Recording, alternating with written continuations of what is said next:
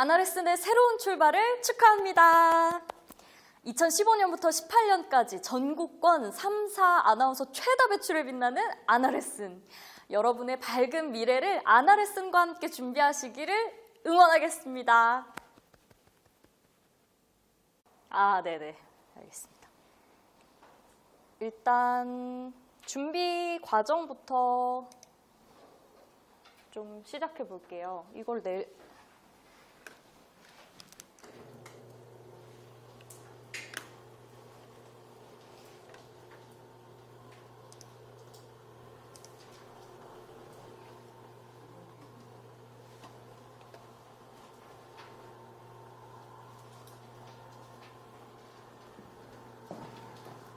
오늘 기본적으로 설명할 내용은 제가 프레지를 처음 썼는데 한글이 입력이 안 되더라고요. 그래서 영어로 일단 큰 단어는 적고 내부는 한글로 적었는데 가장 기본적인 틀, 준비 같은 것들 어떻게 했는지 아마 제 유튜브를 보신 분도 있겠지만 이 부분은 좀 그래서 간략하게 하고 넘어가고 나중에 질문하시는 부분에 대답하는 식으로 해드릴 거고요. 그다음에 얼굴 외모에 대한 고민들에 대해서도 그냥 제가 준비할 때 저는 어떻게 했는지 그런 걸 구체적으로 말씀드리는 걸로 하고 학력, 그다음에 지방에서 일하는 거에 대한 경험들, 여러분의 고민, 그리고 앞으로 왜 도대체 아나운서를 하다가 한의사가 된다고 다 때려치고 나오셨는지에 대한 그런 질문들 너무 많아가지고 그런 거에 대해서 간략하게 설명을 해드린 다음에 Q&A를 여러분이 궁금해하시는 것들 많이 적어두실수록 좋아요. 끝나고 나서 물어볼 시간은 없습니다. 그냥 여기서 완전 1대1로 대화하듯이 제가 다 말씀해드릴 거니까 부끄러워하지 마시고 질문을 하면서 이 시간을 보냈으면 좋겠습니다. 먼저 준비 기간에 대해서 몇 년이나 저는 어떻게 했는지 그냥 저의 사례를 위주로 말씀을 드릴게요. 주변 친구들과. 저는 대학교 3학년 때 본격적으로 준비를 시작했는데 그 전에 어릴 때 아역배우로 방송을 하면서 그 카메라에 저 빨간불의 짜릿함을 잊을 수가 없었어요. 저 불이 들어오고 나면 입금이 되고 입금이 되고 나면 그 강한 자극이 있어요. 그 현장에 갈 수 있다는 그 현장에서만 느낄 수 있는 짜릿함, 내가 이 주목을 받고 막 이런 것들에 대한 책상에 앉아있을 때도 그 짜릿함이 이렇게 환영처럼 책상에 학교 가서도 맨날 보이더라고요. 그래서 대학 가면 무조건 방송을 다시 해야겠다 하는 생각으로 공부해서 대학 가자마자 1학년 때부터 그냥 작은 방송들은 좀 하려고 여기저기 왜 방송도 다 알바같이 쓰는 단기 출연자 아니면 이런 것들 있잖아요. 그래서 엔터테인먼트사랑도 그러니까 아나운서가 목표가 아니라 방송에 대한 꿈을 가지고 계약을 할 뻔하기도 하고 계속 하다가 본격적으로 이제 해보니까 내가 그렇게 끼가 있는 편은 아니구나 라는 걸 알게 되면서 오히려 지금 내가 공부를 그래도 상대적으로 잘 하는 편이고 말을 조리 있게 하는데 더 자신이 있으니까 아나운서로 가는 게 낫겠다라는 판단 하에 아나운서 아카데미 맨 처음에 다닌 건 대학교 2학년이었어요. 그때는 너무 일렀죠. 사실은 아나운서 아카데미라는 게 어떤 출발점이 되긴 하지만 거기서 배운 것들이 연습하지 않으면 금세 휘발되잖아요. 근데 그거를 모르니까 일단 다니고 교환학생을 다녀왔어요. 미국으로 반년 짧게 다녀왔는데도 다녀오니까 하나도 못하겠는 거예요. 그래서 다시 아카데미를 제대로 심화반을 다니면서 이제 3학년 때 준비를 시작했고 시작과 동시에 시험을 보러 바로바로 다녔습니다. 아무도 그렇게 안 했지만 저 혼자 시험을 보러 다녔어요.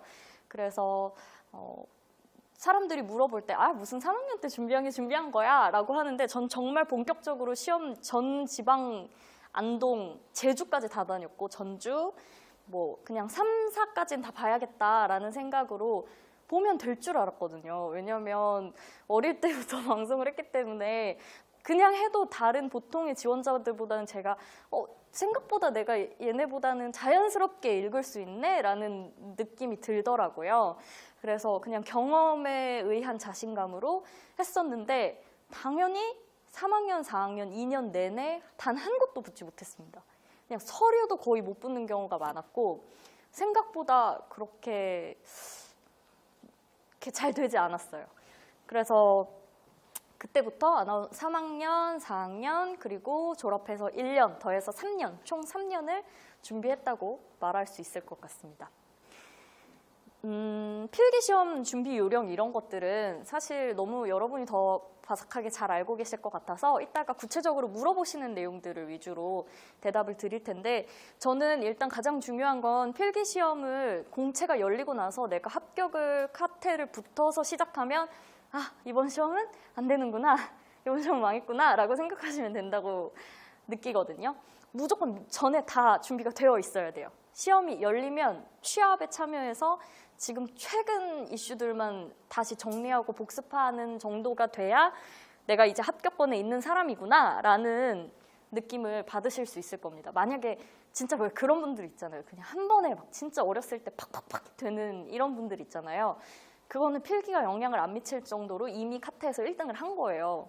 그리고 면접에서 그게 뒤집혀지지 않은 거고, 그러니까 그런 예외를 제외하고 이제 평범하게 어느 정도 이렇게 준비해서 안정권으로 합격을 할 수 있겠다 하게 만들려면 적어도 그 필기 준비는 그 안에 다 돼 있어야 한다고 생각을 하는데, 1년차 때는 진짜 완전 시험장 들어가면 모르죠. 멘붕이고 막 이게 무슨 문제야, 망했다 막 이런 생각이 들고, 시험장에서 뭘 풀었는지 내가 어떻게 답했는지 잘 기억이 안 나지만 이제 2년차 시험 보러 갈 때는 그래 이제 이 정도 요렇게 하면 되겠지 해서 준비를 어느 정도 해가니까 그래도 침착하게 좀 풀 수 있고, 3년차가 되면 다 예상을 하고 그래 올해는 요거 나오겠지 해서 들어가기 때문에 그냥 거의 제가 KBS 시험 볼 때는 10개의 주관식인지 서술형인지 기억이 안 나는데, 그거는 근데 생각보다 많이 못 맞췄어요. 한 6개, 7개 맞추고 글을 잘 써서 붙은 것 같은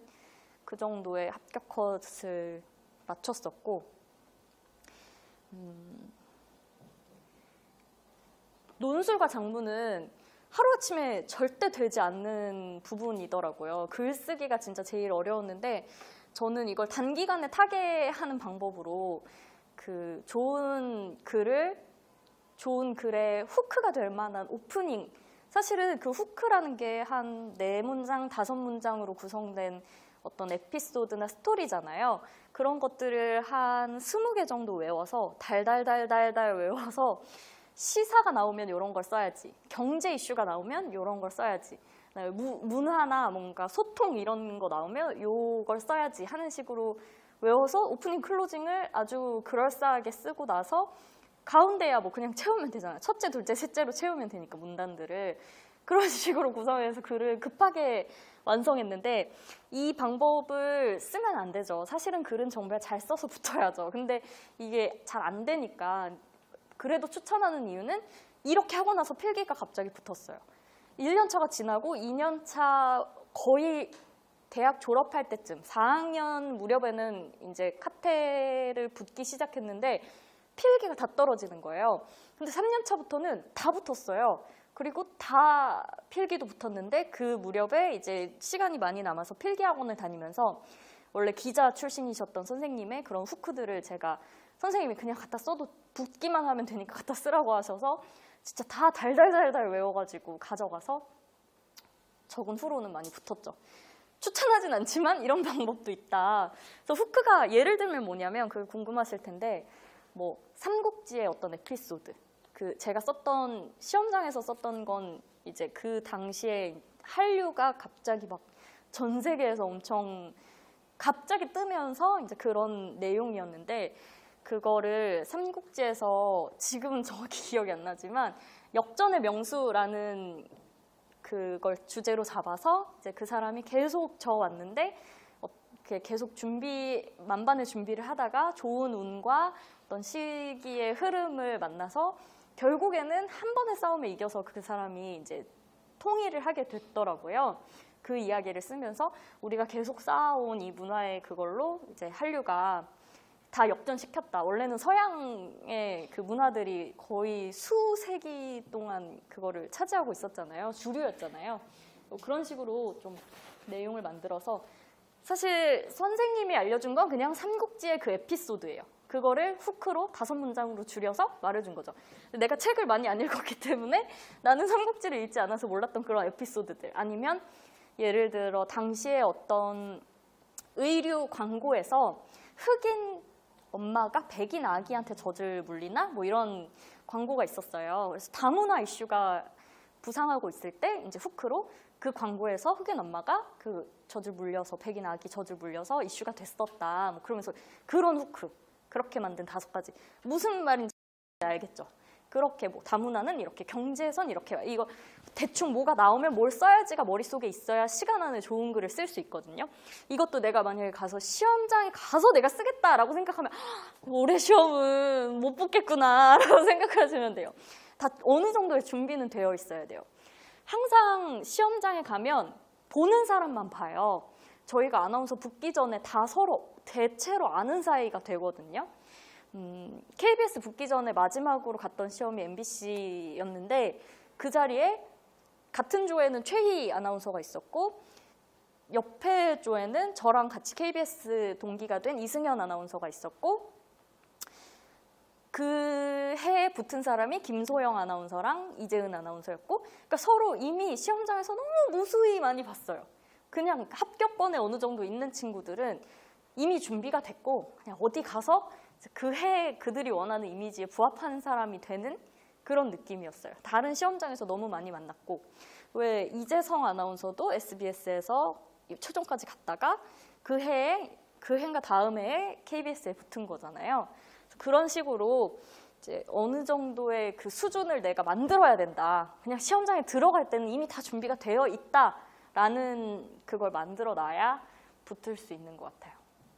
토익 한능시 학점은 KBS만 보기 때문에 더더욱 별로 중요하지 않은데 합격 컷만 맞추시면 됩니다. 근데 합격 컷이라는 게 정해져 있지 않고 그 해 상위 몇 %. 근데 그게 그렇게 막 또 부족하지도 않아요. 한 60, 70 뭐 이런 식으로 자르니까 이거 왜 꺼졌을까요?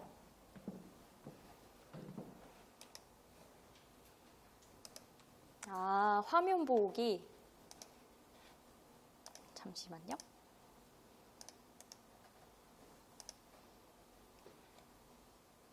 화면 보기 어떻게 하죠? 이거 맞나요?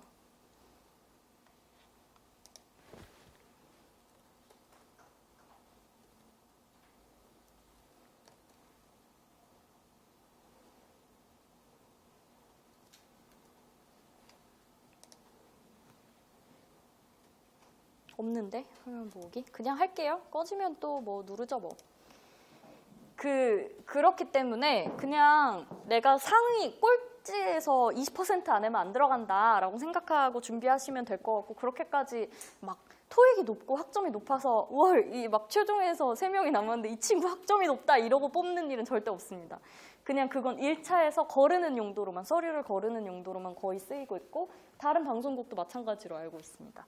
그 토익과 뭐 학점과 다 그게 달라요. 가점을 주는 그 비율이 달라요.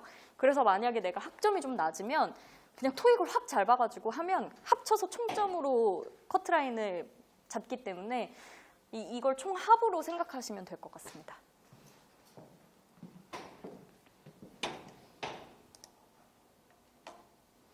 외모에 대한 걱정들 진짜 많으시잖아요. 아나운서가 되려면 이미지가 제일 중요하죠. 이거는 아나운서가 되는 데만 중요한 정도가 아니라 아나운서가 되고 나서는 더 중요해요. 외모로 프로그램이 배정되고 그 사람이 가진 이미지대로 어느 결로 나갈 것인지, 이 사람을 뉴스로 쓸 것인지 프로그램으로 쓸 것인지 절대 내가 정할 수가 없어요. 이미 내 얼굴이 말하고 있어. 나는 뉴스를 하고 싶지만 이미 나는 TV 유치원이라고 얼굴이 말하고 있는데 할 수가 없는 거예요. 제가 제일 힘들었던 부분이 저랑 같이 입사를 한 언니들이 다 이미 너무 언니고 저보다 3살이 많았고 다 2명 다 키도 정말 크고 키가 거의 180인데 저를 쪼꼬미를 보면서 무슨 생각을 하시겠어요, 부장님이. 그럼 이 3명 중에 TV 유치원을 누굴 시켜야 되나? 도전골든벨을 누굴 시켜야 되나? 이들은 맨날 막 뉴스 하는데 나는 프로그램하고 가서 분홍 옷 입고 춤추고 근데 누가 봐도 내가 해야 되는 거예요. 이거는 뭐 할 말이 없는 거예요.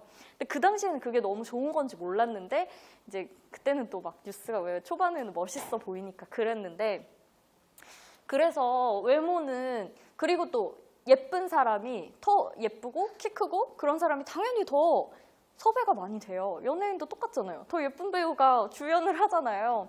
똑같아요. 그냥 뭐 이 바닥은 보여지는 걸로 판단이 되는 곳이기 때문에 그거는 부인할 수가 없는 사실인데, 그나마 정말 다행인 건 당연히 뭐 연기를 하시는 분들도 그렇고 아나운서를 또 그렇고, 요즘 세상은 진짜 깎아놓은 미인을 원하는 것보다는 자기 개성이 살아있고 좀 자연스럽고 남들이 보기에 편안하고 딱 봤을 때 호감을 주는 그 행동에서도 매력 있다, 이 사람 말할 때 되게 괜찮네 하는 느낌을 줄 때 그 배우들이 또 성장을 하잖아요. 아나운서도 마찬가지로 똑같이 그냥 막 정말 너무 예뻐서 이 사람을 쓴다는 건 거의 없어요.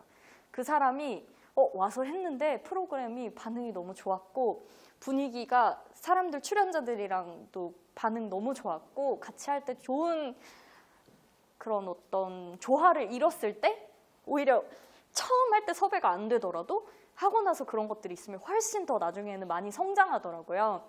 그래서 그 부분은 더 예뻐야 합격하거나 더 예뻐야 좋은 방송인이 된다기보다는 이제 어느 정도 내가 매력을 가진 사람, 좀 내가 가진 매력을 어필할 수 있는 사람, 이런 게 되는 게 훨씬 중요한 것 같고, 당연히 어느 정도의 기준선은 있어요. 이건 제가 가장 불만스러운 부분이고 이 직업을 계속 하냐 마느냐의 고민의 기로에서 충분히 제일 많이 생각했던 부분이기도 한데, 그렇지만 그건 어쩔 수 없는 것 같아요. 내가 어쨌든 누군가에게 사랑받는 직업을 택하고 싶은 사람의 숙명이고, 그거는 뭐 그러나 아주 막 불합리하게 진행되진 않아요. 절대. 내가 가진 매력이 충분하면 그거는 충분히 커버할 수 있는 부분이긴 하더라고요. 그래서 우선순위를 내가 생각해야 돼요. 인생에서 내가 뭘 우선순위로 둘 것이냐.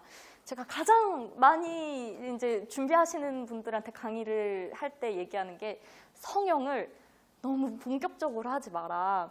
이렇게 좀 쌍수를 하고 싶어도 매몰로 하고 절개로 하지 말고, 네? 뼈를 깎진 말라. 그러니까 정말 하고 싶은 그 마음을 왜 모르겠어요. 진짜 너무 알지. 근데 사람의 가치관이라는 게, 저는 제가 한 3년 전만 해도 이 자리에 이렇게 회사를 나와서 이런 식으로 서 있을 거라는 건 상상도 못 했거든요.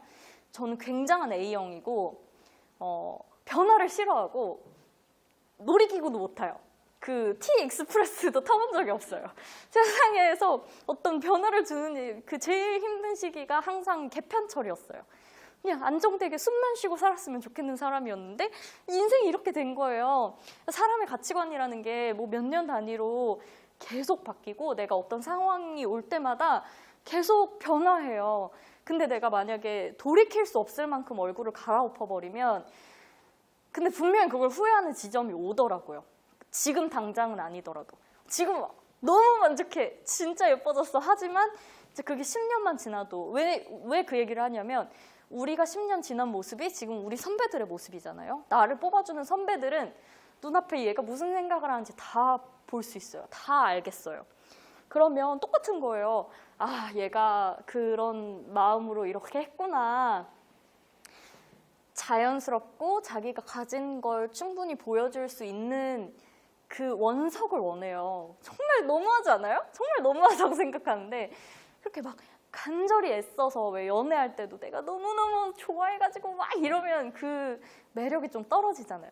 그냥 자연스럽게 나오는 것 같은데 얘가 막 괜찮아 되게, 이럴 때 그 사람한테 훨씬 끌리잖아요. 막 엄청 간절해서 나만 쳐다보고 막 어쩔 줄 모르고 이러면 다가가려다가도 약간 멈칫하게 되는, 그게 사람 마음인 것 같아요. 선배들은 이미 그 과정을 다 거쳤기 때문에 어쩌면 그 소용돌이까지 다 거치고 난 사람을 원하는 것 같더라고요. 그 심리적인 그 괴로움까지도 다 지나고 나서 해탈의 경지에 오른 친구들이 많이 이제 어느 정도 합격선에 있는 걸 느꼈어요. 아마 이게 너무 간절하면 덜 매력적일 수도 있고, 근데 그걸 얼굴로 표현하는 게 저는 성형이라고 생각하거든요. 끊임없이 시술하고 끊임없이 이걸 하다 보면 내 얼굴에 그 욕망의 흔적들이 계속 남는 거예요. 자세히 잘 생각해 보면 성형, 몸 성형을 하신 분들이 주로 노출을 합니다. 자연적으로 글래머들은 노출을 잘 안 해요. 왜 그럴까요? 그게 다 욕망의 표출이기 때문이에요. 그러니까 생긴 욕망을 표출해야 돼서 그런 걸 한 거고 그걸 보여주는 거예요. 근데 그게 우리 말고 조금 더 나이를 먹으신 분들 눈에는 다 보인다는 거죠. 그게 좋게 보이질 않아요. 그래서 내가 지금은 이게 근데 어떻게 내가 가진 게 이만큼인데 더 잘해서 하고 싶어서 한 건데 라고 할 수 있지만 어쩌면 그냥 지금 내가 가진 선에서 표현하는 게 더 나을 수도 있다는 생각이 시간이 지나면서 나이를 먹으니까 점점 드는 거예요. 근데 그 사람들이 어쩔 수 없이 뽑는 거니까 그걸 좀 생각하면서 시술로 하시고 정말 하고 싶을 때는 진짜 여러분 아셨죠? 그러니까 하라는 말이 아니라 좀 돌이킬 수 있는 내가 언제든지 가치관이 바뀌었을 때 원래의 내 모습으로 돌아갈 수 있는 선에서 노력을 했으면 좋겠다는 얘기를 꼭 드리고 싶어요. 그리고 저는 이미지가 문제인 것 같아요. 유유유유를 4개나 보내주셔서 이게 마음에 많이 걸렸는데 이따가 구체적으로 여러분이 질문하시는 것들로 더 대답을 드려볼게요. 그리고 학벌에 대한 고민도 많으셨는데 그쵸? 제가 요즘 수능을 보기 때문에 수능 공부를 하고 있기 때문에 이거를 수능 공부랑 아나운서 시험을 여러분도 다 수능 보셨으니까 이거에 매칭시켜서 설명을 드리면 훨씬 이해가 쉬울 것 같아요. 학력이 좋은 사람이 유리한가요? 성적이 좋은 사람이 유리한가요? 어떻게 생각하세요? 수능 봐서 학교를 지원할 때 저는 정말 서울대가 가고 싶은데 성적이 좋은 사람이 유리한가요? 라고 물으면 어떻게 대답해 주실 것 같으세요? 그거 너무 당연한 거예요. 사실 우리 사회는 어쩔 수 없이 학력을 많이 보고 있고 그게 필수 조건은 아니에요. 아시죠? 수시에서 정말 특별한 어떤 그런 친구들은 막 그냥 뽑혀서 수시 되기도 하잖아요. 좋은 학교에. 그러나 평균적으로 준비할 때는 또 성적이 좋은 게 당연히 유리한 거잖아요. 똑같아요. 아나운서가 되는 데 있어서 학력이 절대적인 요소는 절대 아니에요. 외부 요소들도 많고 그 다른 것들로 결정되는 경우도 많기 때문에 그게 무조건이고 꼭 가져야 해요 라고는 말할 수 없지만 당연히 높으면 유리하죠. 그냥 만약에 최종에 있고 다 둘이 똑같은 점수를 받았어요. 근데 그나마 이 친구는 이 친구가 더 학력이 좋아요. 그러면 어쨌든 단 1점이라도 그들이 볼 때는 더 낫다고 생각할 수도 있는 거잖아요. 그냥 상식선에서 이게 우리 사회의 나쁜 그런 단면인데 어쨌든 그런 거라 이건 약간 우문이 될 것 같아요. 전공은 확실히 말씀드릴 수 있는데 전공은 정말 중요하지 않고 꼭 신문방송학과를 나와야 되는 것도 아니고 오히려 저는 신방과를 나와서 방송국에 들어갔을 때 장점 딱 한 가지는 그래 내가 순수한 마음으로 20살부터 이 길만 봐왔다는 걸 어필할 수 있는 그런 마음? 이런 정도? 전혀 도움이 안 됐고요. 오히려 내가 가진 다양한 그 분야의 전문 지식들을 면접장에서 어필하고 예를 들면 막 공대를 나왔어요. 그러면 이 4차 산업혁명이 핵심인 이 시대에 내가 공학적인 마인드로 방송을 바라볼 수 있는 사람이 될 거다. 방송국은 더더군다나 다채로운 인재들이 필요한 곳이에요. 그리고 생각보다 제가 공기업이지만 KBS가 정말 좋았던 이유는 자유로운 영혼들이 많아요. 그리고 방송국의 어르신들도 의외로 그걸 좋아해요. 그래서 그런 거에 대해 닫혀있지 않기 때문에 그것 때문에 절대 걱정하거나 막 전공을 다시 해야 되나? 학교를 어떻게 고민하고 막 대학원을 가야 되나? 절대 고민하지 마세요. 그냥 내가 가진 이거를 다양한 프로그램에서 어떻게 녹여낼지 나는 이런 장점이 있다. 나의 강점으로 승화해서 어필하면 돼요. 그런 것들을 물어보셨을 때. 그리고 신방과가 아니라서 불리한 점들은 대학교 가면은 그 언론 고시반이 있잖아요. 다 어느 과나 들어갈 수 있거든요. 정말 불안하다면 그런 데서 스터디를 같이 하거나 그런 고시반 공부를 같이 하면 충분히 정보는 다 신방과 친구들만큼 얻으실 수 있습니다. 그리고 네, 아카데미에 관련해서도 질문이 많은데 아카데미를 어떤 기준으로 선택해야 되는지 저는 어디를 다녔는지 이런 거 많이 물어보셨어요. 근데 저는 정말 화석이라서 저희 때는 한 군데밖에 없었거든요. 제가 다닐 때는 놀랍게도 이 대한민국의 한 곳이었어요. 그래서 기준이라는 게 없고 그냥 아나운서가 되려면 가야 되나 보다 해서 가는 거였고 전혀 그 아카데미 선택에 있어서 막 어디가 좋아서 남들 따라간다 이런 게 의미가 없는 것 같아요. 그 요즘은 다 상향 평준화 되었기 때문에 꼭 막 엄청 대형에 가야지 이걸 배울 수 있고 그게 아니에요. 안에서 인력풀이 다 돌고 돌아요. 아시죠? 자, 우리 그곳에서 오셨어요. 지금 인재를 추천하시는 한 달에 한 30-40명씩 추천을 하시던 분을 모신 거예요. 그래서 지금 KBS N에서 오셨죠? 네, 반갑습니다. 네, 우리 상무님이신데 저 섭외를 하셨는데 이런 식으로 이미 그 안에서도 다 가진 것들을 어느 정도 공유하고 있기 때문에 그게 중요한 게 아니라 내가 얻고 싶은 거 가진 곳에 가면 돼요.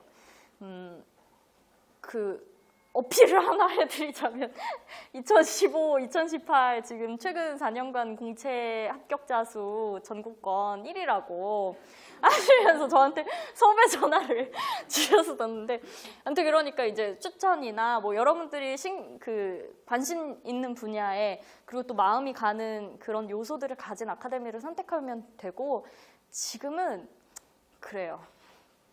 저랑 비교할 그게 아닌 것 같아요. 저는 화석입니다. 지역방송 얘기를 좀 해볼게요. 이제 대학을 졸업해서 어느 정도의 그 선에 올라서 일을 할 무렵이 되었어요.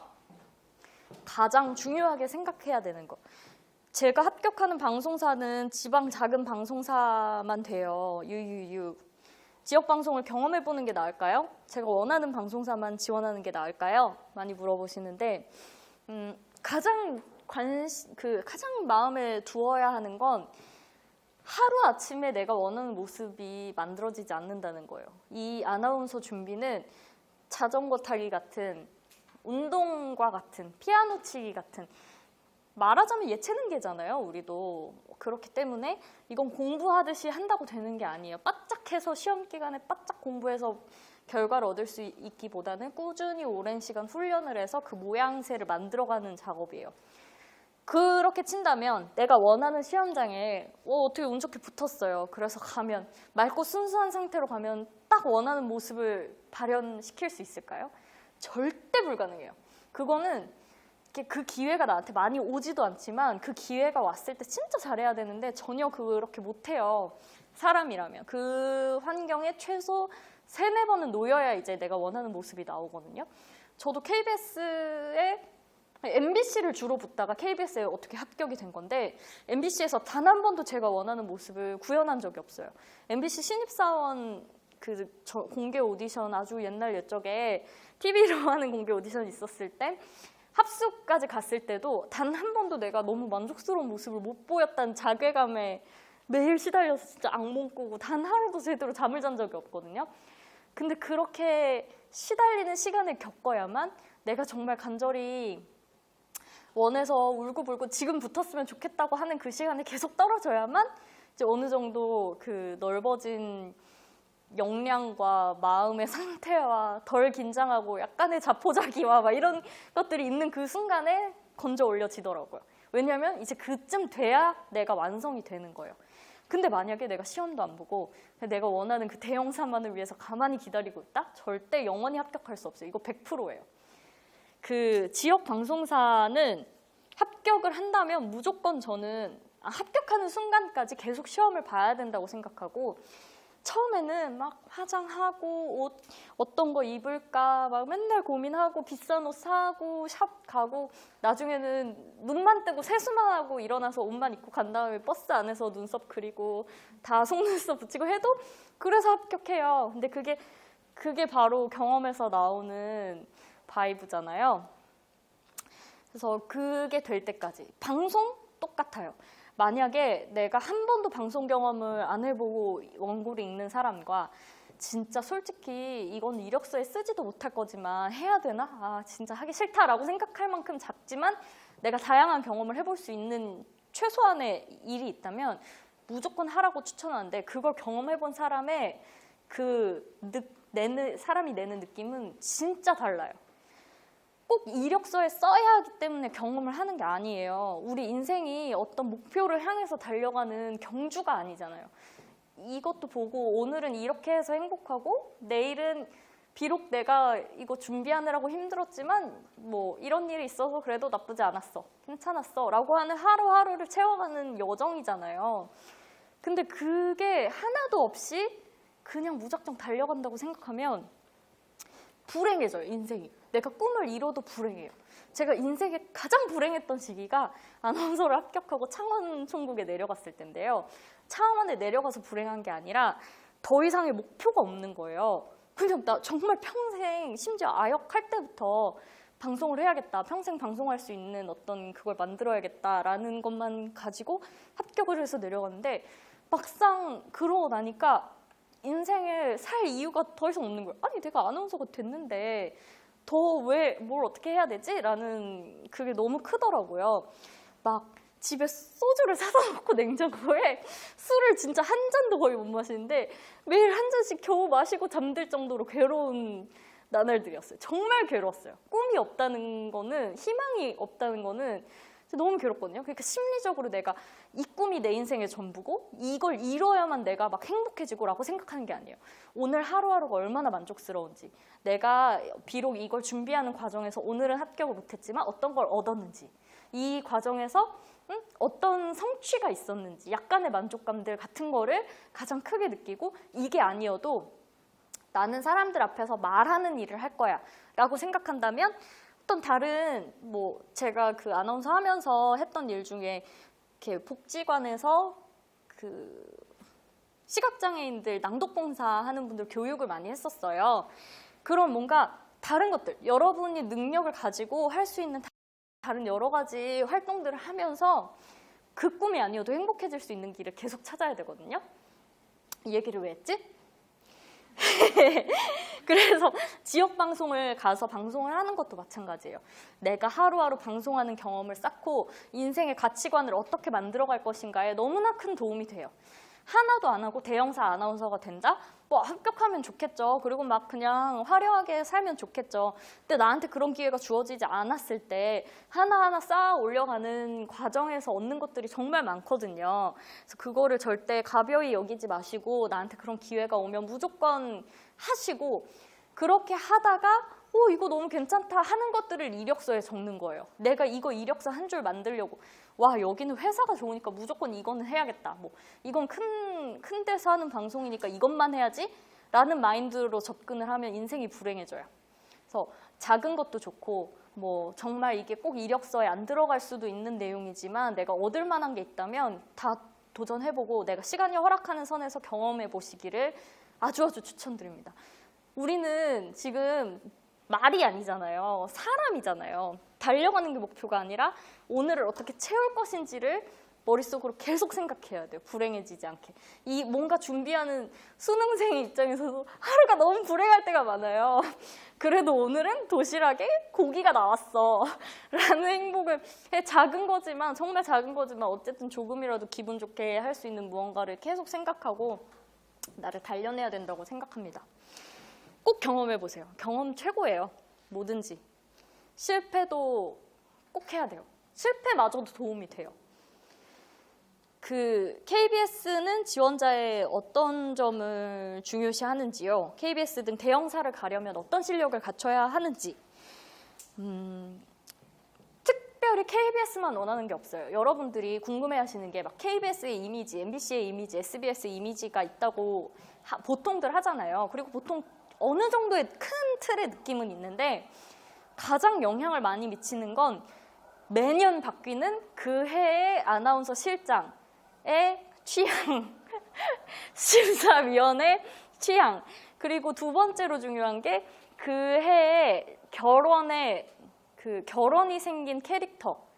그러니까 지금 아나운서실에, 우리 아나운서실에서 뉴스할 사람이 부족하다, 아니면 프로그램 할 사람이 지금 너무 없다, 뭐 이런 식으로 결혼이 있단 말이에요. 계속 퇴사를 하고 있기 때문에.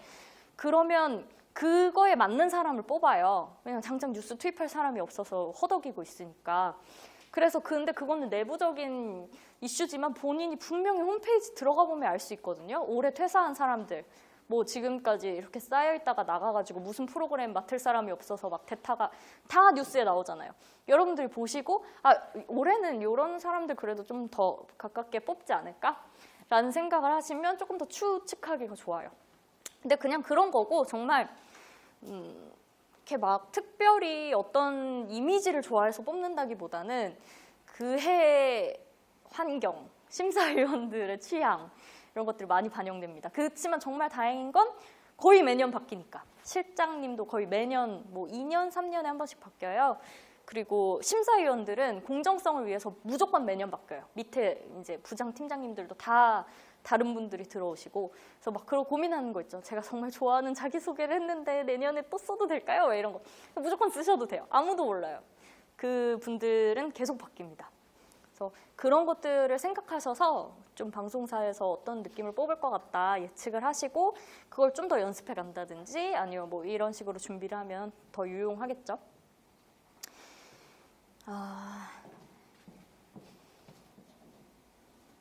그리고 KBS는 특히나 공기업이기 때문에 약간은 보수적인 측면이 있어서 막 엄청 튀는 스타일, 막 아이돌 막 이런 거보다는 대답도 그렇고, 그러니까 막 물론 이제 젊은이의 싱그러움 정도는 원하지만 조금 안정적이게 하는 게 좋아요.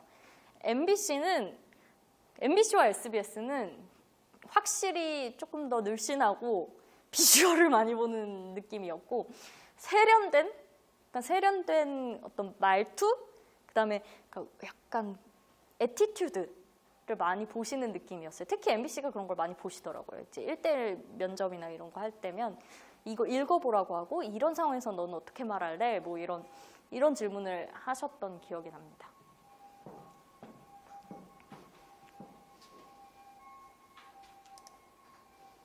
그리고 이제 마지막으로 KBS 퇴사 후에 한의대 준비를 하고 계신데 특별한 이유는 뭔지, 아나운서가 비전이 없는 걸까요? 아나운서가 되길 잘했다고 생각한 순간은 언제인가요? 뭐 이런 얘기들 하셨는데, 일단 저는 제 20대를 아나운서로 보낼 수 있어서 너무 좋았고, 요즘 수험생들이 물어봐요.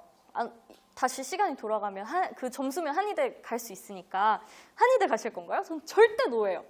아나운서가 되고 싶었고 돼서 너무 기뻤고 회사를 그만둘 생각이 없었어요. 전혀 없었어요. 아나운서의 하루 일과도 물어보셨어요. 뭐 몇 시 출근, 퇴근, 구체적으로 무슨 일을 하는지. 정말 꿀 직업이에요. 보통 사람이 일을 하면서 하기 싫다, 진짜 집에 가고 싶다는 생각을 많이 하잖아요.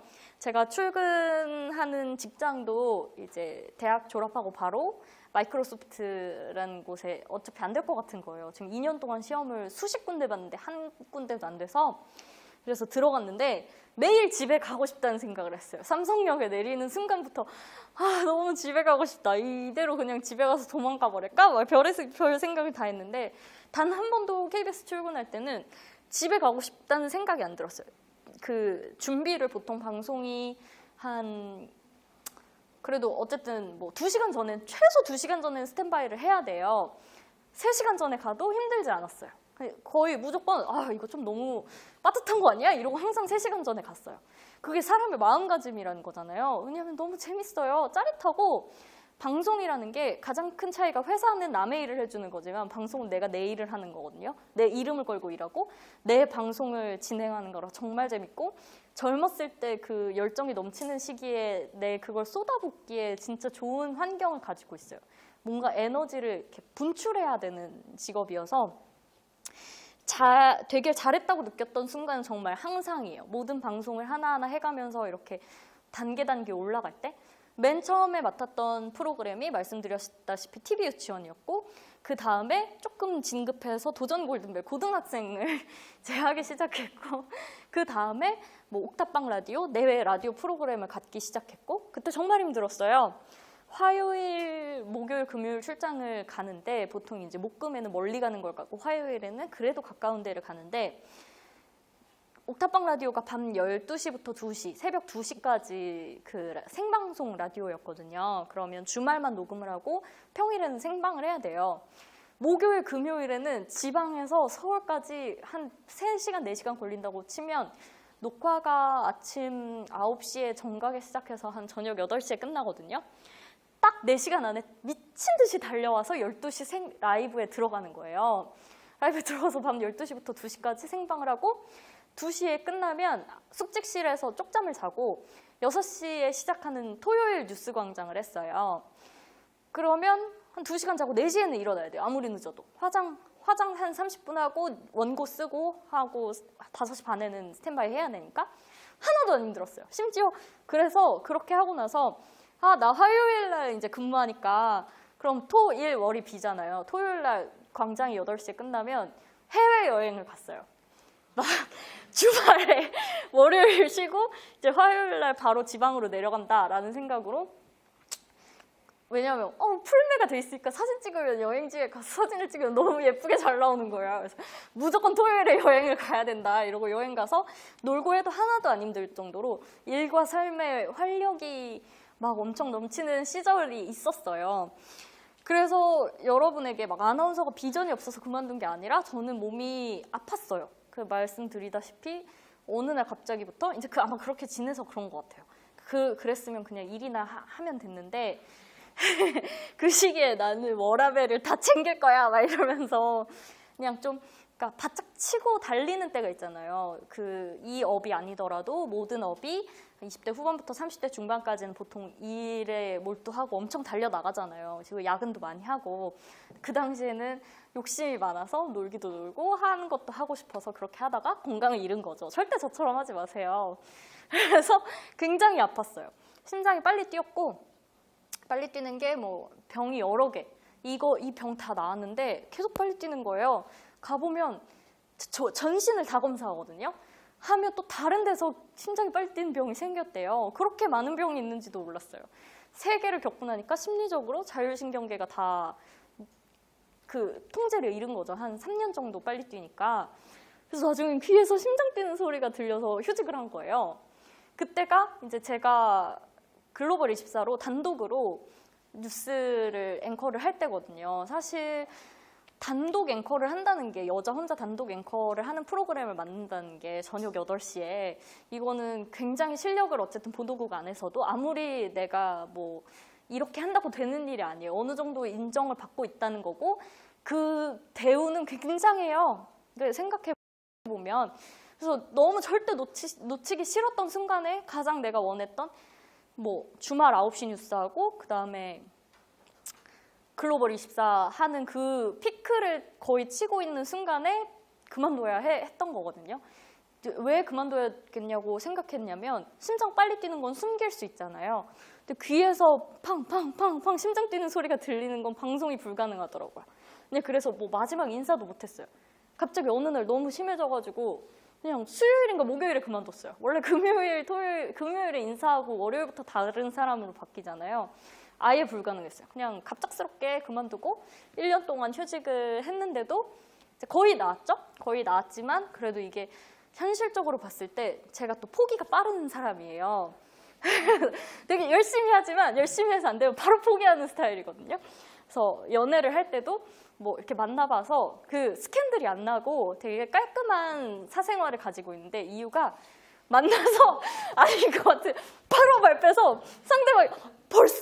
라고 항상 얘기하는 그런 식이에요. 그래서 지금 이제 그만둘 때도 솔직히 정말 그만두고 싶지 않았지만 봤을 때 나는 이거 못한다. 이거 평생 못하겠다. 이게 자극이 아무래도 심하니까 이렇게 막 밝은 조명도 많이 받고 하는 부분들이 있기 때문에 몸이 이렇게 망가진 이상은 조금 여러 가지 이유가 있었어요. 이제 내가 피크를 쳤는데 더 무엇을 하겠나 돌아갔을 때 이제 어떤 프로그램을 맡는다. 보통은 이쯤 되면 이렇게 해서 임신을 하시고 이제 선배님들은 이제 안정되게 아이들 키우면서 뭐 프로그램 좀 이렇게 낮 시간대나 평온한 시간대 거 맡으시고 그냥 그렇게 직장인으로 사는 거죠. 모든 직장인들이 대체로 그렇잖아요. 뭐 이제 우리는 그런 직급으로 올라가서 승진을 하고 이런 게 아니기 때문에 그냥 안정된 공기업의 직원의 삶을 사는 거였고 뭐 다른 방송국도 마찬가지고요. 근데 그냥 다른 길을 택한 거죠. 그래 어차피 뭐 안 되는 거면 다시 도전을 하자. 나름대로 공부에는 자신이 있었기 때문에 또 수능을 한번 봐봤어요. 몰래. 그러니까 집에서 뽑아가지고 근데 좀 약간 풀 수 있겠는 거예요. 그때 잘못 생각을 했죠. 그냥 좀 병원을 다닐걸. 굉장히 잘못된 생각이었어요. 근데 어쨌든 그렇게 해서 이제 도전을 하겠다고 마음을 먹고, 또 남편이 너무너무 지금 이제 30대 보통 직장인들이 이제 막 진짜 달려나가잖아요. 너무 바쁘지만 진짜 많은 성취를 이루고 있거든요. 내가 그 꼴을 가만히 보고 있을 수가 없는 거예요, 누워서. 쟤는 저렇게 잘 나가는데 나도 더 잘하고 싶은데. 그래서 안 되겠다. 나는 뭔가 더 잘하는 사람이 돼야겠다라는 생각이 들어서 이제 아나운서가 하기 싫어서가 아니라 더 훌륭한 사람이 되고 싶어서 그만뒀어요. 꼭 뭐 다른 직업을 선택하라는 의미로 말하는 게 아니라 아나운서도 그렇고 인생을 살면서 꼭 차별화라는 걸 생각하셔야 돼요. 나는 다른 사람들과 어떤 식으로 차별화해서 나를 보여줄 것이냐. 제가 이번에 그 취뽀 강의를 하나 오픈했는데 그거의 핵심이 그거예요. 킬러 콘텐츠. 나만의 킬러 콘텐츠. 이거는 여러분이 자기소개서를 쓸 때도 그렇고 이제 면접에서도 항상 유의하셔야 되는 건데, 나는 나의 킬러 콘텐츠가 무엇인가, 어떻게 나를 어필할 것인가. 여러분은 이제 가진 게 하나씩 있을 거 아니에요? 저는 이제 외국어, 영어, 일본어, 중국어를 할 수 있고 스포츠, 그 당시에 이제 SBS 스포츠를 퇴사한 상태였어요. 신입사원을 나가려고. 회사도 참 많이 그만뒀죠? 그래서 이제 그런 거, 스포츠에 대해서 많이 아는 거를 어필을 하는 걸 저의 킬러 콘텐츠로 삼았어요. 그래서 여러 가지 외국어를 섞어서 자기소개를 보여드렸고, 그거는 제 유튜브 가면 그 아예 전문을 보실 수 있습니다. 그런 식으로 해서 킬러 콘텐츠를 만드는 건데, 인생도 마찬가지잖아요. 나는 어떻게 해서 다른 사람과 다른 어떤 절대 나를 대체할 수 없는 그런 인재가 될 것인가? 이 사회에서 이 자본주의에 전적으로 통제당하고 있는 사회에서 누가 나를 통제하지 않고 누가 나를 갈아치워버리지 않을 힘을 나는 어떻게 얻을 것인가? 나만이 가진 강점이 있어야 되거든요. 내가 가진 강점이 뭔지, 이거는 그냥 제가 뭐 어디 연수를 다녀왔습니다. 제가 뭐 어떤 자격증이 있습니다. 그 자격증 가진 사람 수백 명, 수천 명이에요. 그걸 가진 능력으로 나는 어떤 성취를 이뤘는지, 그 방법이 뭐였는지 아주 구체적으로 말씀을 드리자면, 저는 미국에 교환학생을 갈 때 짧았지만 가서 인턴을 하고 오면 좋겠다. 한국에서 하기도 어렵지만 미국 가서 인턴을 하면 진짜 좋은 경험이 되겠다 싶어서 진짜 그냥 무작정 인터넷에 있는 전화번호를 다 찾아가지고 미국에 제가 가는 샌프란시스코 주변에 방송국들에 다 전화를 돌렸어요. 절대 안 받아요. 이메일도 다 써가지고 레주메에 다 보냈어요. 하나도 안 됐는데 한 분이 자기 교회에 그 다른 분이 그 방송국 인수하신 분이 있다. 그래서 뭐 원하면 전화번호 주겠다라고 하셔서 아예 제가 연락했던 분이랑 전혀 다른 분과 그렇게 계속 두드리다 보니까 닿아가지고 인턴을 하게 됐거든요. 근데 이걸 듣고 제가 이번에 너무 놀란 게, 그 강의를 하면서 수강생들한테 자기소개서 주면은 내가 1분 자기소개 만들어주겠다 해서 강의를 한 강 그렇게 꾸렸는데, 저의 그 유튜브 내용을 보고 그거를 자기가 미국 교환학생 갈 때 한 거예요, 그 친구가. 근데 당연히 그걸 따라해도 다른 모양으로 구현되죠. 왜냐하면 저랑 똑같이 뭐를 한 게 아니니까, 그 같은 학교에 간 것도 아니고 같은 방송국에 간 것도 아니니까. 그래서 그분은 그 학교 내에 교내 DJ를 했더라고요. 근데 한국인이 아무도 없는 학교에 자기 혼자 한국인 DJ라서 매일매일 원고를 다 써서 달달달 외웠대요. 지지 않으려고. 조금이라도 못하면 다른 DJ로 교체된대요. 그 미국의 시스템은 바로 해고, 파이어 막 이런 식인가 봐요. 그래서 절대 지지 않으려고 그거를 그렇게 해서 자기가 최장 그 연속 DJ 뭐 이런 약간 서바이벌 시스템이었나 봐요. 그런 걸 이뤄냈더라고요. 그래서 나중에 그 스포츠 채널, 그 미국의 엄청 유명한 스포츠 채널에 카메라맨으로 그 사람들이 얘 끈기 이런 거 보고 데려가서 카메라맨을 했다는 그 자기소개서를 저한테 보내줬어요. 너무 감동적인 거예요. 근데 사실은 그런 성취가 들어가요. 내가 어떻게 이렇게 내가 가진 장점, 그 친구의 장점은 이제 영어 실력과 그런 끈기인 거죠. 말하자면 준비하는 그런 걸 어떻게 성취했는지를 구체적으로 보여줄 수 있는 에피소드가 있어야 되는 거예요. 나만의 킬러 콘텐츠라는 건 그런 거예요. 저는 교환학생 다녀왔습니다는 절대 아니에요. 그런 식으로 뭔가 내가 가진 경험들이 뭐가 있는지를 생각하시고, 저는 그게 현재 방송을 하다가 한의사가 된 사람은 아나운서를 하다가 한의사가 된 사람 아무도 없어요. 예전에 아나운서 하다가 산부인과 의사가 되신 분이 있대요. 그래서 좀 깜짝 놀랐는데 어쨌든 아직 이슈가 되지 않았으니까 거의 1호로 인정받을 수 있는 거잖아요. 그 매두사 그분이 계시지만 아나운서는 아니었으니까. 그러면 나는 앞으로도 방송을 하면서도 어떤 나만의 콘텐츠를 가진 그런 걸 떠올리면 김지원을 불러야겠다고 할 만한 분야를 개척하는 거잖아요. 그러기 위해서 이걸 하는 거고 이제 다른 여러 방면으로 꼭 방송인이라기보다는 이제 꿈꾸고 있는 것들이 있어서 킬러 콘텐츠를 만들기 위해서 이런 도전을 하는 거예요. 아나운서일 때도 마찬가지였고 아나운서일 때도 여러분만이 가진 지금 동기들 중에 얘는 아무도 못하는데 내가 할 수 있는 걸 가져야만 섭외될 수 있어요. 그런 거 똑같아요. 그냥 그 시절에 내가 뭐가 필요한지를 생각하시면 훨씬 더 접근이 빠를 겁니다. 킬러 콘텐츠는 그렇게 만들어서 자기소개서에 쓰고 나서 꼭 면접장에 가서 말씀을 하셔야 됩니다. 그거를 이제 한 3가지, 2가지 정도 생각해서 무슨 질문이 나와도 나는 그거에 대해서 대답을 한다라는 생각으로 접근을 하시면 되는데 잠시만요.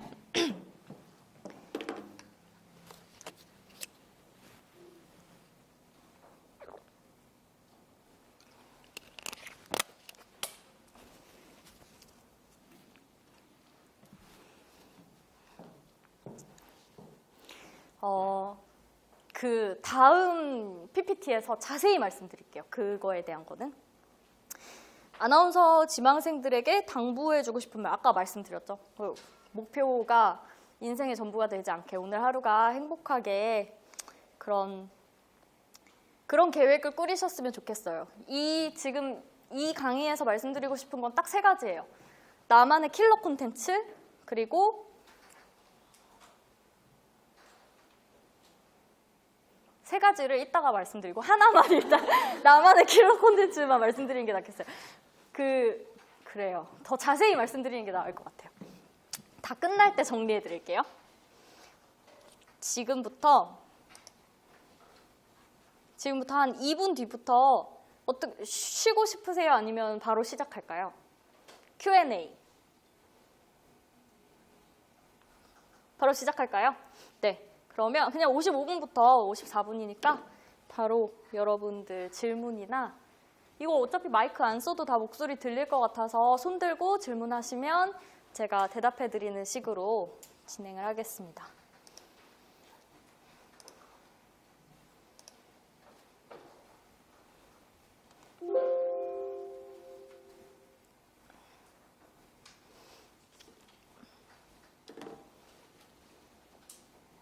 네. 가능하면 여기 오셨으니까 뭐 사소한 거라도 하나라도 물어보고 가세요. 네. 네. 그 아나운서를 준비를 하기 위해서는 굉장히 많은 그 힘듦이 있잖아요. 뭐 떨어질 수도 있고 그런데 그래서 플랜 A하고 플랜 B를 만들라는 이야기를 굉장히 많이 들었어요. 네. 그래서 만약에 플랜 A가 아나운서가 된다면 플랜 B는 내가 정말 안정적으로 할 수 있는 이렇게 만들라고 주변에서 많이 들었는데 네. 혹시 아나운서를 준비하시면서 플랜 A 혹은 플랜 B가 있었는지? 네. 이따가 말씀드릴 게 바로 플랜 B인데 킬러 콘텐츠 다음으로 말씀드릴 게 플랜 B는 꼭 있어야 되고 그거를 아나운서 준비하다가 갑자기 나중에 만들어야지 뭐 4학년 때부터 만들어야지라고 절대 생각하지 마세요. 아나운서 준비 동시에 같이 시작해도 모자랍니다. 그 어떤 준비도 그렇게 쉽사리 해서 되는 일이 없어요. 누군가는 나의 플랜 B를 전력을 다해서 준비하고 있다는 사실을 절대 잊지 마셔야 되고 그게 아나운서 준비는 하고 나면 나중에 회사를 입사하는데 굉장히 큰 도움이 되거든요. 시험장에 가보시면 어머 애들이 왜 이렇게 말을 못하지? 라는 생각이 들어요. 이제까지 아나운서 시험장에서 봤던 친구들하고는 차원이 다를 정도로 내가 우위에 있다는 걸 느끼실 수 있어요. 그래서 뭐 그냥 저는 일반직 회사를 생각했기 때문에 그 외국계 기업을 저의 플랜 B로 생각하고 이제 그거를 인턴 같은 것들을 좀 해놨는데 정말 가면 내가 크게 준비가 안 돼 있어도 이 말빨로 어느 정도 뒤집을 수 있는 수준이구나. 이게 아나운서 준비라는 게 그냥 허투루 내가 이 시간을 버렸다고 생각하지 않아도 되겠구나를 오히려 플랜 B를 준비하면서 정말 많이 느꼈거든요. 이 친구들은 진짜 간신히 준비해서 해야 되는 걸 그냥 난 전날 밤에 보고 가도 충분히 구현해낼 수 있는 거예요. 같은 내용이라도. 그래서 저는 안정된 삶을 원했고 항상 뭔가 이렇게 그런 걸 꿈꿨기 때문에 일반직을 지망한 거고, 가능하면 자기가 이제 어디까지 지원할 건지, 나는 기상캐스터는 안 할 거야. 저는 그랬어요. 나는 기상캐스터는 안 하고 대신 지방으로 가더라도 3사 아나운서까지 해야지 라는 생각으로 플랜 A를 구상해서 거기만 시험을 보고 나머지 시간에는 이제 무조건 추천드리는 건 플랜 B를 구상하신다면, 일반직으로 구상하신다면 인턴은 무조건 하세요. 내가 설령 아나운서의 꿈이 너무너무 크다 해도 다른 인턴은 한 번은 꼭 하시기를 추천드립니다. 나중에 인생에 정말 막막해졌을 때 그 하나로 뚫을 수 있는 어떤 신락 같은 희망이 될 수도 있거든요. 그 취업 준비를 하는 친구들을 많이 도와주다 보면 다른 어떤 경험이 없어도 인턴 경험이 있으면 그게 좀 많이 만회가 되더라고요. 그래서 그때 추천하는 게, 자, 인턴 하나 있으니까 그 비슷한 직군에 가서 알바를 하나 해. 그럼 스펙 2개예요. 그 정도면 충분히 어디든 다 취직할 수 있어요. 그래서 그 시점에 이제 아나운서 준비를 마친 시점에 알바 정도 그 직군에서 워낙 가려는 그 비슷한 직종에서 복사를 하더라도 거기 가서 일하고 나면 굉장히 합격률이 올라가니까 그 정도만 할 수 있게 대학 다닐 때 꼭 인턴을 하라고 추천드리고 있고, 가능하면 결이 비슷한 직업을 택하는 게 좋죠. 제가 외국계 기업을 준비한 이유도 이렇게 필기가 거의 없어요. 외국계 기업은 오히려 서류 그냥 보고 나면 면접이 대부분이에요. 영어 인터뷰 아니면 뭐 이런 가서 프레젠테이션 이런 거 그냥 누워서 떡 먹기죠. 왜냐하면 저는 알바로 그 과외 같은 거 안 하고 경쟁 PT 같은 거 했어요. 기업들 경쟁 PT 그런 것도 올라오는 데가 있어요. 알아보면 다 많아요. 근데 한 번 건당 몇백이고 이걸 내가 성사시키기만 하면 근데 아주 어려워요. 수십 번 미팅해야 되고 막 매일 밤새서 공부해야 돼요. 근데 그 업계에 대한 공부가 굉장히 되거든요. 그래서 뭘 하나를 해도 나중에 내가 플랜 B에 도움이 될 만한 그런 것들을 하면서 준비를 하시고 이제 크게 시간이 들지 않는 거, 그런 걸 좀 고민하셔서. 그래서 다른 친구들 중에는 제가 코칭을 해드렸던, 예전에 한동안은 이제 아프기 전에 또 욕심이 많으니까 막 친구들을 도와줘야지 이러면서 그런 코칭도 무료 코칭 막 했었는데, 기상캐스터를 이제 나는 이거 안 되면 기상캐스터를 할 거야 라고 해서 이렇게 좀 프리랜서로 살아도 괜찮으니까 방송이 하고 싶어 해서, 아니면 유튜브 진행자까지도 나는 할 거야 이런 식으로 생각을 해서 그걸 하고 뭐 대학원 다니다가 결혼을 하고 뭐 이런 식으로 하는 친구들도 있었고, 결론적으로 이제 길게 우리가 한 10년 이상 일을 했으니까 보면 방송인으로 산다고 해서 배를 골거나 거지로 살진 않아요. 내가 그 대형 지상파에 붙지 않아도. 오히려 강한 자가 살아남기보다는 살아남는 분들이 굉장히 강해지더라고요. 더 강해져요. 아줌마가 돼서도 방송할 일이 많이 생기고, 오히려 생각보다 남자분들도 그 처음에는 저 오빠가 저래가지고 장가는 가겠나 막 이런 친구들도 이제 보면 다 그 TV에 막 나오더라고요. 결국에는 계속 살아남고 이 바닥에서 버티면은 어디서든 다 불러주고, 생각보다 풀이 많지 않아서 이 안에서 다 돌고 돌긴 하더라고요. 그래서 정말 예쁘고 막 저 언니는 진짜 그냥 가만히만 있으면 될 것 같은데 왜 저러지? 하는 막 갑자기 그만두고 취직을 한다고 막 난 너무 불안해서 못 견디겠어 막 이러고 취직한 너무 아쉬운 그런 케이스들이 있는데, 오히려 그런 분들보다 조금 부족해도 몇 년 더 시도하고 조금 이렇게 병행하면서 했던 분들이 결과가 좋긴 하더라고요. 그리고 프리랜서 진행자로 일을 하는 경우에도 아주 솔직하게 얘기를 하면 예쁘기 때문에 시집을 좀 잘 가요. 상대적으로 잘 가요. 그렇게 막 배고프게 살지 않으니까 절대 걱정하지 마시고, 그러니까 내 꿈이 어디에 있는지. 그리고 기자가 되는 경우도 굉장히 많아요. 기자를 준비하는, 플랜 B로 기자를 준비하는 분들도 많은데, 약간 업무적인 성취를 조금 더 원하는 분들은 기자로 가는데, 너무 아쉽지만 제가 그 뉴스를 하면서도 기자들이 진짜 아나운서의 역할을 많이 빼앗으려고 노력을 하거든요. 그래서 플랜 B를 기자를 택해도 결국엔 방송을 다 하고 있더라고요. 너무나 많이. 혹은 이제 같이 방송을 준비하다가 근데 그 아쉬웠던 그 언니는 은행에 들어갔는데 은행에 VIP 그러니까 어쩔 수 없어. 우리가 이 아나운서 준비를 하면서 배웠던 게 너무나 부가가치가 있는 그 일이기 때문에 VIP 고객들 막 기업 사모님들 막 이런 분들을 만나는 행사를 할 때 진행하는 전문 그 은행 전문 신한은행 전문 행사 전문 아나운서 이렇게 본인이 그냥 여기서 다 준비하고 본인이 진행하고 막 이런 식으로 그런 걸 할 수 있는 업무로 배치가 되더라고요.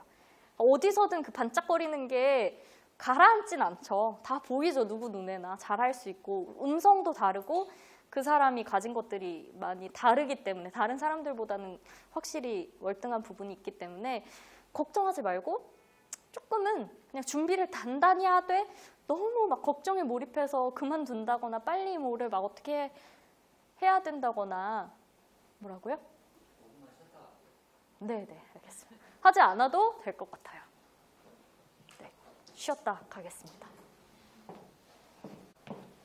네. 네, 또 질문. 네. 아까 전에 대학교 3, 4학년 때는 좀 합격률이 낮으셨다. 네. 네. 뭐 회사에서 학생이기 때문에 선호하지 않았던 건지 아니면 다른 이유가 있는지 궁금하고 뭘 바꾸셨더니 이렇게 합격률이 낮아졌는지 특별히 바꾼 건 없었고 말씀드렸다시피 이제 연차가 쌓이면서 경험이 좀 늘어서 더 노련해진 건 확실히 있었는데 그것도 사실 정확히 알 수는 없는 게 오히려 아예 아무것도 없이 준비 아예 완전 처음 해봤던 KBS 카테는 붙었었는데 두 번째 해는 떨어졌어요. 그리고 세 번째 해에 붙은 거거든요. 그래서 이유를 모르겠더라고요. 그리고 특별한 기준이 있다기보다는 그냥 그 해 운인 것 같다는 생각이 많이 들었어요. 이 직업이 어쩔 수 없이 운칠기삼이라 여러 가지가 작용하지 않았나?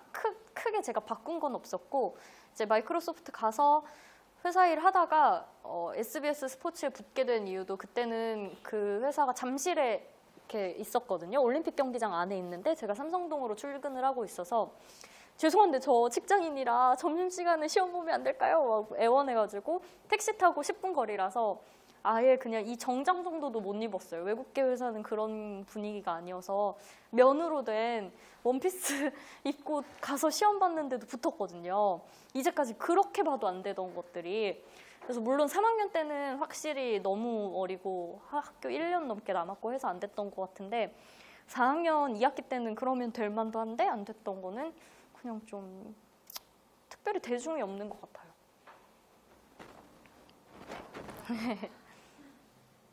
또 질문 있으실까요? 네. 일단 먼저 매일 공부하는 영상 보면서 저도 공부하는 아 진짜요? 감사합니다. 이번 준비생일 때 하루 연습, 준비 패턴이 어땠는지 궁금해요. 일단은 그 연습은 또 목이 쉬잖아요. 그래서 그렇게 막 몰아서 한다기보다 하루에 아침에도 하고 점심에도 한두 시간 하고 아니면 점심에 못한 날은 저녁 때 와서도 하고 아침 저녁으로 보통 많이 연습을 했고 나가기 전에 목 푸는 거 있잖아요. 뭐 다들 루틴이 하나씩은 있을 텐데 뭐 가, 거겨 막 이런 거 해가지고 목 풀고 나가고 그게 아침에 처음에 그 목 푸는 걸 하까지 다 하고 나면 목이 너무 아프고 아예 쉬어가지고 처음에는 몇 달 동안은 그런데 그게 아나운서 될 때까지도 목이 아팠어요. 그러다가 이제 정말 훈련이 많이 필요하다는 걸 느낀 게 원주 KBS에 프리랜서로 붙고 나서 1년 동안 어쩔 수 없이 방송을 해야 되니까 매일매일 아침에 그 목 푸는 훈련을 하고 말을 훨씬 많이 하잖아요. 평소보다 그 훈련을. 그랬더니 어느 한 1년 끝날 때쯤에는 그 어느 날에 목이 하나도 안 아픈 거예요. 그걸 다 풀었는데. 그리고 그날 이후로는 아예 목 푸는 훈련을 안 해도 그냥 아침에 일어나도 원래 방송할 때 목소리가 나올 정도로 자연스러워지더라고요.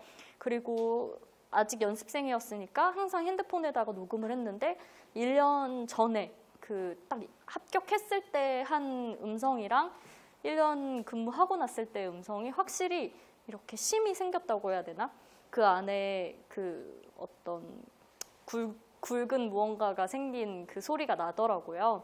원래 저는 굉장히 아성이 심하고 톤이 높은 편이었는데 톤도 낮아졌고 그 훈련을 생각보다 많이 해야 되는 것 같아요. 연습생으로서 할 수 있는 훈련과 돈을 받으면서 정말 내가 성과를 내야 돼서 할 때의 훈련이 다르더라고요. 그래서 가능하면 일을 병행하면서 연습을 한다고 생각하면 더 빨리 늘었던 기억이 납니다. 그래서 아침에 한 1시간, 저녁에 1시간, 필기 낮에 뭐 스터디하거나 공부하거나 하고 주로 시험장에 많이 가서 많이 배워요. 네. 제가 감정 표현이 좀 풍부해서 면접 시에 약간 좀 당황하는 질문이나 네. 그런 질문들을 받을 때 표정에서 안 드러내려고 해도 드러나게 되더라고요. 네. 그래서 혹시 그런 감정을 조절하는, 절제하는 방법 같은 게 있으신지 궁금합니다. 그게 바로 시험을 많이 봐야 되는 이유인데요. 왜 우리가 첫 이별을 경험할 때는 막 진짜 하루 종일 울고 몇 날 며칠 밥을 못 먹고 괴로워하지만 3번째, 4번째, 5번째쯤 되면 야 진짜 인생이 진짜 싫다 이러고 가서 하루를 아무렇지 않게 보내잖아요. 똑같은 것 같아요. 이것까지 다 지나간 후에 합격이 찾아오는 거기 때문에 그걸 빨리 앞당기기 위해서는 시험장에 가서 더 많이 당황스러운 질문을 받고 많이 당황해보고 나중에는 아, 이 사람 또 이런 질문하니 진짜 싫다 이러면서 이제 다른 그런 편안한 대답이 나올 때까지 그런 경험들을 계속 부딪혀야 되는 것 같아요. 무슨 얘기 하려고 했지? 네, 이따가 또 나오겠죠. 네, 또, 네. 안녕하세요. 저는 26살이고 제가 투기이자 클래스 원어원도 수강하고 있는 학생입니다. 제가 지금 시험을 준비하고 있는 입장에서 플랜 B도 같이 준비를 하고 있는데 우선 제 질문은 2가지가 있어요. 첫 번째는 나이에 대한 질문이고요. 두 번째는 필기 시험의 준비에 대한 건데 제가 나이가 26살이고 준비를 늦게 시작한 편이다 보니 걱정이 많이 돼요. 그래서 어떻게 해야지 체계적으로 잘 준비를 할 수 있는 건지 아나운서가 된다는 확신 약간 불안한 마음이 더 큰 것 같고 또 플랜 B를 준비를 같이 병행하면서 공부해야 할 것도 너무 많아서 어떻게 이걸 체계적으로 준비해 나가야 할지도 정말 궁금하고요. 두 번째는 필기 시험을 준비할 때 시사 상식이나 아니면 필기 시험이나 이런 거를 학원에서 도움을 받으셨는지 그리고 이걸 어떻게 공부를 해 나가야 하는지도 알고 싶습니다. 네. 일단 두 번째 질문 이따 까먹으면 다시 말씀해 주세요. 1번은 그래서 일을 하면서 방송 일을 하면서 하면 좋은 게 내가 특별히 막 연습 시간이 없어도 이 일에 가서는 어쩔 수 없이 방송을 해야 하기 때문에 정말 작은 막 유튜브 진행자라도 요즘 그런 거 진짜 많더라고요. 그런 거라도 하면 내가 자연스럽게 화면 앞에 서는 그거를 계속 매주 경험하는 거잖아요. 그게 만들어내는 차이가 진짜 크기 때문에 시간이 정말 없다고 생각하시면 그걸로 돈을 번다고 생각하시고 그런 자리를 찾으면 많이 나와요, 생각보다. 그래서 여기저기 진짜 다 지원해서 두드려서 작은 돈이라도 벌면서 그런 경험으로 실력을 쌓으시고 26이라고 했지만 지금 아시다시피 코로나 시국이고 막 공채가 많이 안 열렸잖아요, 최근에. 그래서 적체된 인원이 있어서 아마 당분간 뭐 1, 2년까지는 그렇게 비관적인 상황은 아니라고 생각해요. 왜냐면 방송사 측에서도 다 알고 있고 현재까지 뽑을 때 정말 나이가 젊어서 붙었다라는 생각이 안 드는 의외의 합격자들이 꽤나 많이 나왔잖아요. 그러니까 그게 그렇게 큰 영향을 미치지 않고 생각났어요. 가치관을 내가 딱 정해야 될 것 같아요. 지금 내가 원하는 게 3사, 대형사의 아나운서만 되는 걸 원하는 건지 아니면 나는 방송이라는 게 하고 싶어서 방송인으로의 인생을 살고 싶은 건지 이건 이 두 개가 완전히 갈리거든요. 저는 3사 아나운서가 아니면 그냥 안정된 삶이 나은 트리플 A형이다. 인쪽이었기 때문에 회사를 간 거고 혹은 이제 아니야 나는 그래도 방송인으로 살고 싶어 라고 생각해서 이거 아니어도 다른 방송을 하겠다는 마음으로 이쪽으로 아예 갈 수도 있는 거고 근데 아마 플랜 B가 공부할 게 많다고 하시니까 이쪽이겠죠? 네, 그렇다면 이제 그런 훈련들을 통해서 아침 저녁으로 그냥 혼자 연습하고 살짝 돈 버는 걸 방송 쪽으로 해서 그 시간을 쪼개서 일을 한다고 생각하시고 연습하고 그 정도의 루틴을 가져가시면서 플랜 B를 준비하시면 될 것 같고 필기 시험도 저는 학원을 다녔어요. 너무 간절해서 이것저것 할 수 있는 모든 걸 다 했어요. 그 그때는 신촌에도 있었고 강남에도 필기 시험 학원이 있었는데 뭐 기자들도 다니고 이런데 그리고 그 한겨레 그런 데도 있다고 들었어요. 한겨레는 안 다녔는데 이제 정말 또 안 되면 한겨레 가야지 할 때쯤 붙어가지고 안 간 건데 이제 제가 도움받은 곳은 신촌에 있는 곳이었고 그래서 그냥 그 선생님의 글들을 보면서 그분이 기자였기 때문에 기자 준비생 시절부터 써온 그런 시험에 관련된 그 글들 수업은 그닥 그냥 그랬지만 그런 글들을 보는 게 너무 도움이 되더라고요. 그게 딱 맞는 내가 시험에 써야 할 글. 왜 신문에 스크랩하라고 하잖아요. 근데 그건 내가 시험에 쓸 글이 아니기 때문에 그만큼의 도움이 안 되더라고요. 아나운서 아카데미를 다니는 이유도 사실은 딱 내가 그 시험장에서 해야 되는 말, 해야 되는 것들을 가르치는 곳이기 때문에 필요한 거잖아요. 무슨 맥락인지 아시겠죠? 그래서 다녔던 거고 뭐 확실히 필기시험 뚫는데 저는 도움을 받았고 아카데미도 마찬가지로 확실히 어쨌든 이 바닥이 뭐고 어떻게 돌아가고 하는 것들에 대한 파악을 하는 데 도움이 됐어요. 또 더 궁금하신 거 뭐였죠? 학원을 혹시 뭐 선생님 추천이라든지 이런 건 알 수 없겠죠? 필기학원에 대한 아, 그거는 다 개별적으로 알아보셔야 될 것 같아요. 제가 너무 오래됐잖아요. 네. 또 질문 있으실까요? 네. 요즘 코로나 때문에 영상 전형이 참 많이 뜨고 있는데 네. 영상 전형을 회사 측에서 볼 때 가장 크게 보는 포인트나 합격 포인트? 그거는 진짜 어렵죠. 너무 어렵고 근데 진짜 안타깝게도 딱 왜 우리가 자꾸 이렇게 좀 쉬운 예를 들려다 보니까 그렇게 되는데 소개팅 자리에 나가서 앉아있을 때 누가 들어오면 바로 3초 만에 알잖아요. 그분이 자리에 앉기도 전에 알죠. 똑같은 거예요. 이 영상 전형에서 뭐가 중요한 게 아니에요.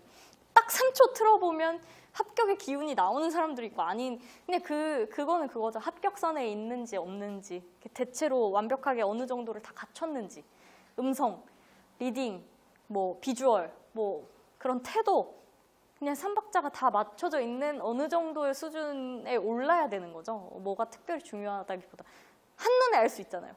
똑같은 거예요. 또 질문 있으실까요? 네. 혹시 그 아나운서 준비를 맥시멈으로 몇 년을 해야겠다라고 생각하시는 분 있으실까요? 일단은 과정이 대학교 4학년 졸업해서 바로 취직을 했고 그게 외국계 회사다 보니까 정규직 전환이 6월에 되는 거였어가지고 6월까지 시간이 있었어요. 그 사이에 SBS 스포츠에 다녔는데 생각보다 너무 박봉인 거예요. 그리고 제가 너무 순수했던 게 다른 회사들도 다 모텔에서 자는데 이게 첫 회사다 보니까 어떻게 모텔에서 잘 수가 있어? 라는 생각을 한 거예요. 출장을 가서. 그래서 아니야 나는 모텔에선 절대 못 자. 막 이러고 항상 출장을 다니면서 경기장을 돌아야 한다는 그 부담감이 너무 커가지고 그 마이크로소프트에서 월급을 많이 주잖아요. 이렇게 박봉을 받으면서 모텔에서 잘 순 없어 라는 생각이 들어서 그만뒀어요. 너무나 어리석었죠? 근데 뭐 어쨌든 그런 상황이었기 때문에 그리고 이제 몇 달 있다가 원주 KBS에 붙은 거라서 여기서 1년 하고 그 뒤에 거취를 정하자. 그 안에 가족들한테도 이 1년 안에 내가 다음 거취를 정하겠다라고 저의 마지노선을 정해놓고 시작한 거였고 그때 대한항공 공채 지상직을 준비하고 있었어요. 그래서 어떻게든 그냥 좀 안정적인 회사에 가야겠다라고 생각을 하면서 이제 준비를 했죠. 왜냐하면 해보니까 아나운서 준비는 절대 그냥 이거 아나운서 준비만 한다고 나 집에서 아나운서 준비해 이러고 아무것도 안 할 수 있는 그런 정도의 준비가 아니더라고요. 너무 양이 적고 하루에 해야 되는 양은 적고 좀 길게 보고 해야 되는 그러니까 계획은 길게 세우되 하루에 여유 시간이 많은 그런 준비이기 때문에 그냥 회사 다니면서도 충분히 주말에 가서 시험 보고 주말에 심지어 저는 기자 시험도 많이 봤어요. 기자 시험이 일요일 날 많이 열리는데 가서 내가 평소에 필기 공부를 못하니까 가서 요즘은 이게 시사상식이 이런 게 나오네 하고 배우면서 글 써보는 훈련하고 시간 내에 글 써보는 훈련을 하기 위해서 기자 시험도 많이 봤고 그냥 그런 식으로 준비해도 충분히 회사 다니면서 할 수 있으니까 너무 바쁜 시즌만 아니라면 그냥 그렇게 생각했던 것 같아요. 네, 또 들어가기 위해서 인턴도 하셨다고 네. 인턴을 하면 보통 휴학을 하잖아요. 방학 때 방학 인턴을 하면 되니까. 네. 그러면 뭔가 다른 기업을 같이 병행했을 때 아나운서 준비에만 온전히 집중하는 힘들다고 그러니까 제가 약간 의문이 드는 점은 아나운서 준비가 온전히 준비를 해야 할 만한 양의 공부인가에 대해서 그냥 솔직히 하루에 2시간 정도만 해도 매일매일 한다면 그렇게까지 버거운 공부는 아니니까 이게 막 그렇잖아요. 분량이 그렇게 많지 않아가지고 그냥 훈련도 아침에 일어나서 1시간 하고 자기 전에 하면 충분히 진짜 남들보다 많이 하는 거라서 그런 것 같아요. 뭘 하루 종일 준비해야 되지에 대한 궁금함이 있어요. 뭘 해야 돼요? 요즘 뭘 하나요? 그걸 알려주시면 제가 얘기해 볼게요. 아니 진짜로 이렇게 구체적으로 말해주고 싶은데 뭐가 더 해야 되는지를 모르겠어요. 제가 생각한 거는 하루에 해야 되는 양이 많다기보다는 플랜 B를 준비해야 된다라고 말하시는 분들도 많은데 뭔가 플랜 B가 생기면 이렇게 정신이 분산돼서 하나에 이렇게 집중 몰두하지 못한다는 그런 의견을 가지신 분이 계셨어가지고 한번 여쭤봤어요. 네. 아마 이게 우리가 이 시기가 성인과 이제 학생의 경계에 있는 시점이잖아요. 그래서 더 어려울 수 있는데 어른이 된다는 건 한 번에 하나에만 집중할 수 있는 상황은 절대 벌어지지 않는다는 것 같은 의미예요. 한 번에 최소 3가지씩은 해야 돼요. 애를 키우면서 회사를 다니면서 집안일도 해야 되는. 이게 모두에게 그 어떤 롤에서도 다 적용돼요. 뭐 지금 나는 수험생이지만 성인이 되면 당연히 돈도 벌어야 되고 여러분이 회사를 다니잖아요. 100% 회사 마음에 안 들거든요. 그러면 또 다른 공부를 해야 돼요. 이런 것처럼 인생의 만족이라는 게 굉장히 어렵기 때문에 그럼에도 아나운서를 추천하는 이유는 만족할 가능성이 엄청 높아요. 다른 직업보다. 회사를 다녔을 때보다 훨씬 높아져요. 삶의 만족도나 그 누구에게도 이렇게 싫은 소리 안 하고 힘들다는 소리 안 하면서 내가 나를 먹여 살리면서도 다른 일들을 병행하기에 아주 시간적인 여유도 많고 그런 뭐랄까 밸런스를 맞추기 좋은 직업이기 때문에 아나운서를 추천하는 건데 그럼에도 동시에 수많은 것들을 해야 돼요. 그래서 그런 생각을 버려야 돼요. 이제 앞으로 성인이 되면 그럴 시간은 없어요. 그냥 영원히 집중할 수 없어. 그리고 추가적으로 다른 플랜 B를 준비하기 위해서 휴학까지 해야 되는 인턴을 네. 할 정도 그 정도의 가치가 있는지 지금 혼자 고민을 많이 그 기업이 내가 나중에 플랜 B로 정말 되면 해볼만 하겠다라고 생각하는 데면 뭐 한 학기 휴학 정도야 나쁘지 않은데 그거는 진짜 딱 가치관을 정해놓고 항상 그렇잖아요. 어떤 선택을 할 때 할 것인가 말 것인가에 대한 명확한 기준에서 벗어나는지 아닌지를 따져야 될 것 같아요. 제가 항상 생각한 거는 그 프로스트의 가지 않은 길을 저의 인생의 모토로 삼고 항상 결정하거든요. 그래서 웬만하면 새로운 건 다 해보고 식당에 갔을 때 정말 이게 맛있을 걸 알지만 신메뉴가 나오면 신메뉴를 정하고 인생의 어떤 가치관이 있을 때 이거는 정말 새로운 건데 진짜 재밌을 것 같은데 위험이 따라. 그러면 그걸 버리고 할 수 있는 용기를 가질 것인가 말 것인가를 그때그때 생각하면 너무 늦어요. 너무 많은 고민을 해야 되고. 근데 여러분도 그럴 수 있잖아요. 내가 천천히 그 대신 신중히 제대로 갈 것이냐 조금 열심히 내가 몸을 갈아 넣어서라도 좀 빨리 달릴 것이냐. 저처럼 될 수 있지만 저는 어쨌든 그렇게 달리는 스타일 성격인 걸 알아서 어쩔 수 없이 달린 건데 그걸 선택해야 될 거다. 나는 인생을 어떤 자세로 임할 것인가? 그러고 나면 그게 결정이 바로 되지 않을까요? 네. 휴학도 안 했어요. 왜 그랬을까? 정말 이해를 못 하겠어요. 한 학기만 해볼 걸. 네. 아까 전에 TBS가 좀 보수적이라고 해서 생각난 질문인데요. 그 시사학과에서 유튜브에 대해서 어떻게 인식을 가지고 있는지 뉴미디어 시대에 아나운서가 되겠다고 하면 조금 안 좋게 생각하시진 않을지. 기본적으로 KBS는 안 좋게 생각하고요. 네, 그 점에 대해서 그렇게 긍정적이지 않아요. 확실하게. 저희 팀장님의 그거를 빌리면 일본의 후생노동성이 원하는 요구 조건보다도 못했다. 그러니까 일본 후생노동성의 직원들이 유튜브를 할 때의 기준보다도 엄격했다. 라고 할 정도로 가능하면 그러니까 앞서 말씀드렸듯이 KBS는 약간 더 공기업이기 때문에 조금 더 안정되고 보수적으로 접근하시는 게 맞고요. 다른 MBC나 SBS는 조금 더 그런 역량들을 원할 수 있어요. 왜냐면 SBS 너무나 활발하게 유튜브 그런 작업들을 하고 있고 MBC도 잘 모르겠어요. MBC는 그렇게 성과를 낸 건 없는 것 같아서. 근데 어쨌든 뭐 하잖아요. 그래서 그거를 맞춰서 좀 찾아보시고 접근을 하는 게 맞지만 엄청나게 호의적이진 않아요. 그게 말하자면 경쟁 상대잖아요. 네. 그러면 유튜브를 현재 하고 있는 것들이 그걸 제가 판단할 수는 없을 것 같고 저는 회사 안에 있을 때 몇 번의 충돌을 겪었습니다. 네. 그러면 제가 언론사에서 크리에이터 언론사에서요? 네. 그거는 뭐 괜찮지 않을까요? 언론사를 끼고 한 거니까. 그거를 제가 판단해 드릴 수는 없죠. 이 정도 했을 때 본인이 안전하게 가고 싶은지 뭐 할 수 있는지를 정해서 이제 여러 사람한테 질문을 한번 해보세요. 이 정도의 얘기를 들었는데 어떻게 생각하느냐. 네. 그러니까 충돌이라는 게 사측과의 충돌이 아니라 사내에서 저걸로 수익을 얻을 것이다. 저걸로 돈을 벌고 있을 것이다. 막 뒷광고를 붙였을 것이다. 이런 거에 대한 음해가 많이 들어와요. 그러니까 그 내부적으로 지식이 없어요. 그 유튜브에 대한. 그래서 막연한 것에 대한 두려움 때문에 그냥 못하게 하는 게 안전하겠다. 그냥 너무 시끄럽게 만들지 말고 못하게 하자라는 분위기예요. 네.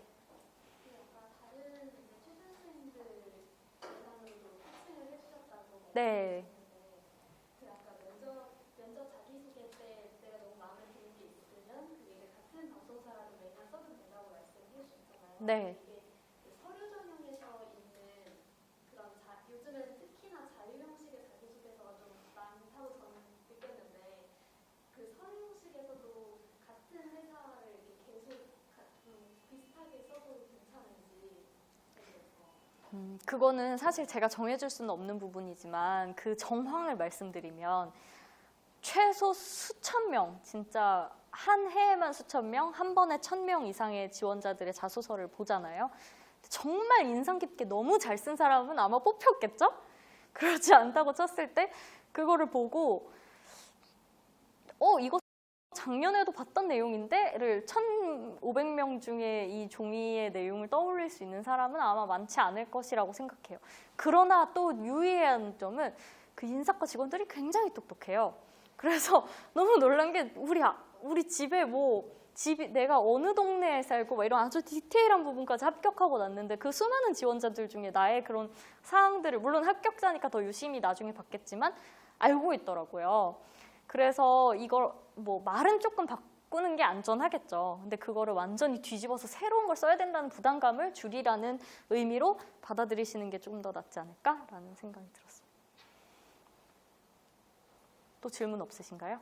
네. 안녕하세요. 저는 아나운서 준비 시작한 지 6개월 되는 최아영이라고 합니다. 네. 유튜브 잘 보고 있는데요. 감사합니다. 고객님이 지금 이제 정규반을 수료했는데도 불구하고 아직 발성 잘 안 잡히는 것 같아서 네. 발성 연습은 어떻게 하셨는지 평소에 말할 때 그냥 합격자들한테서 나오는 그 성량이라는 게 있어요. 이렇게 말을 할 때 그 목소리가 작아도 그 음성이 이렇게 약간 큰 과정을 몇 년을 거쳐야 그게 태도로 변환이 되더라고요. 내가 입력한 게 체화되기까지의 시간은 최소 1년은 충분히 계속 머릿속으로 상상하고 나는 이런 목소리를 낼 것이다. 목구멍을 여는 상상을 머릿속으로 하면서 말을 계속하고 가만히 있을 때도 허리를 펴고 앉고 그 자세를 만드는 거죠. 그거는 그 어느 순간에도 할 수 있는 거기 때문에 하루 종일을 내가 그렇게 말한다고 생각하고 톤도 계속 내리고 말하면서도 지금 톤 올렸네? 톤 내리는 훈련 계속하면서 말하고 평소에도 발음 하나하나 정확하게 집어가면서 이렇게 짚어가면서 말하는 훈련을 하고 그런 것들이 쌓여서 내가 합격자의 모양새를 갖추게 되는 거라고 생각합니다. 또 뭐 물어보셨죠? 복식 호흡?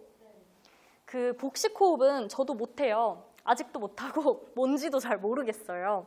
그 대신 이제 그 많은 사람들이 복식 호흡을 한다고 하는 영상이나 가르침을 받으면서 느낀 건 배로 호흡을 하잖아요. 그러면 항상 여기를 안 쓰더라고요. 여기로 한다고 하더라고요. 그래서 그냥 그러면 나는 어깨를 안 드는 호흡을 해야겠다. 어깨가 안 움직이면 최소 숨을 쉬려면 어디는 움직여야 되니까 어딘가는 이렇게 들어오고 나갈 거 아니에요. 그래서 이렇게 들지 않고 그냥 어깨 안 움직이면 거의 반은 성공한 거거든요. 근데 확실히 진짜 이게 안 움직이면 방송에서도 보기에 되게 안정돼 보여요. 복식 호흡은 최소 못하더라도 흉내는 낼 수 있게 절반의 성공을 거둔다고 느끼는 게 이게 화면에서 내가 이러면 굉장히 아마추어 같더라고요. 이걸 고정하세요. 그러면 그 훈련만 해서 말할 때 이것만 안 움직여도 충분히 복식 호흡은 어느 정도 커버가 되는 것 같아요. 복식 호흡에 대해 정확히 모르겠습니다. 네. 질문이 세 가지가 있는데 네. 하나씩 할까요? 하나씩 합시다. 네. 첫 번째는 아까 어느 정도 대답을 해주신 것 같은데 방송사 시험 경험을 쌓는 게 좋다고 말씀을 하셨잖아요. 네. 기자를 당장 플랜 B로 생각하지 않거나 아직 기자 준비가 되지 않았더라도 네. 기자 시험도 보러 가는 게 좋은 건지. 네. 네. 무조건 100%고요. 내가 아나운서도 안 붙는데 기자는 한 번에 붙을까요? 절대 안 붙어요. 그래서 영원히 그 시험에 대한 불안감 때문에 설마 내가 붙으면 어떡하지라는 불안감 때문에 안 보는 일은 없었으면 좋겠습니다. 그리고 합격을 한다고 해도 그냥 정말 죄송한데 뭐 개인적인 사정으로 정말 가고 싶었는데 진짜 아쉽게도 안 될 것 같다. 내가 공손하게만 하면 아무 문제 없어요. 그냥 그래요? 알겠습니다. 그리고 이 순위 그냥 뽑아요. 왜냐하면 아직 내가 합격을 해서 거기에 어떤 금전적인 손해를 입힌 게 아니기 때문에 그냥 순서대로 돼 있고 그냥 공손하게 했고 하면 업무 절차상에 그냥 이름 석자가 바뀌었다 뿐이지 그게 큰 영향을 미치지 않기 때문에 막 심지어 작년에 합격해놓고 안 들어와 놓고 다시 붙었네요. 그런 일 절대 없으니까 계속 시험을 도전하시고 붙어도 괜찮아요. 지방 이 방송사는 너무 작은 곳인데 설마 내가 붙으면은 다 나를 아는 거 아니야? 막 다른 KBS에 얘기해서 날 못 붙게 하는 거 아니야? 할 일이 너무 많아요, 그 사람들. 절대 그런 데까지 신경 쓸 겨를이 없어요. 괜찮습니다. 네.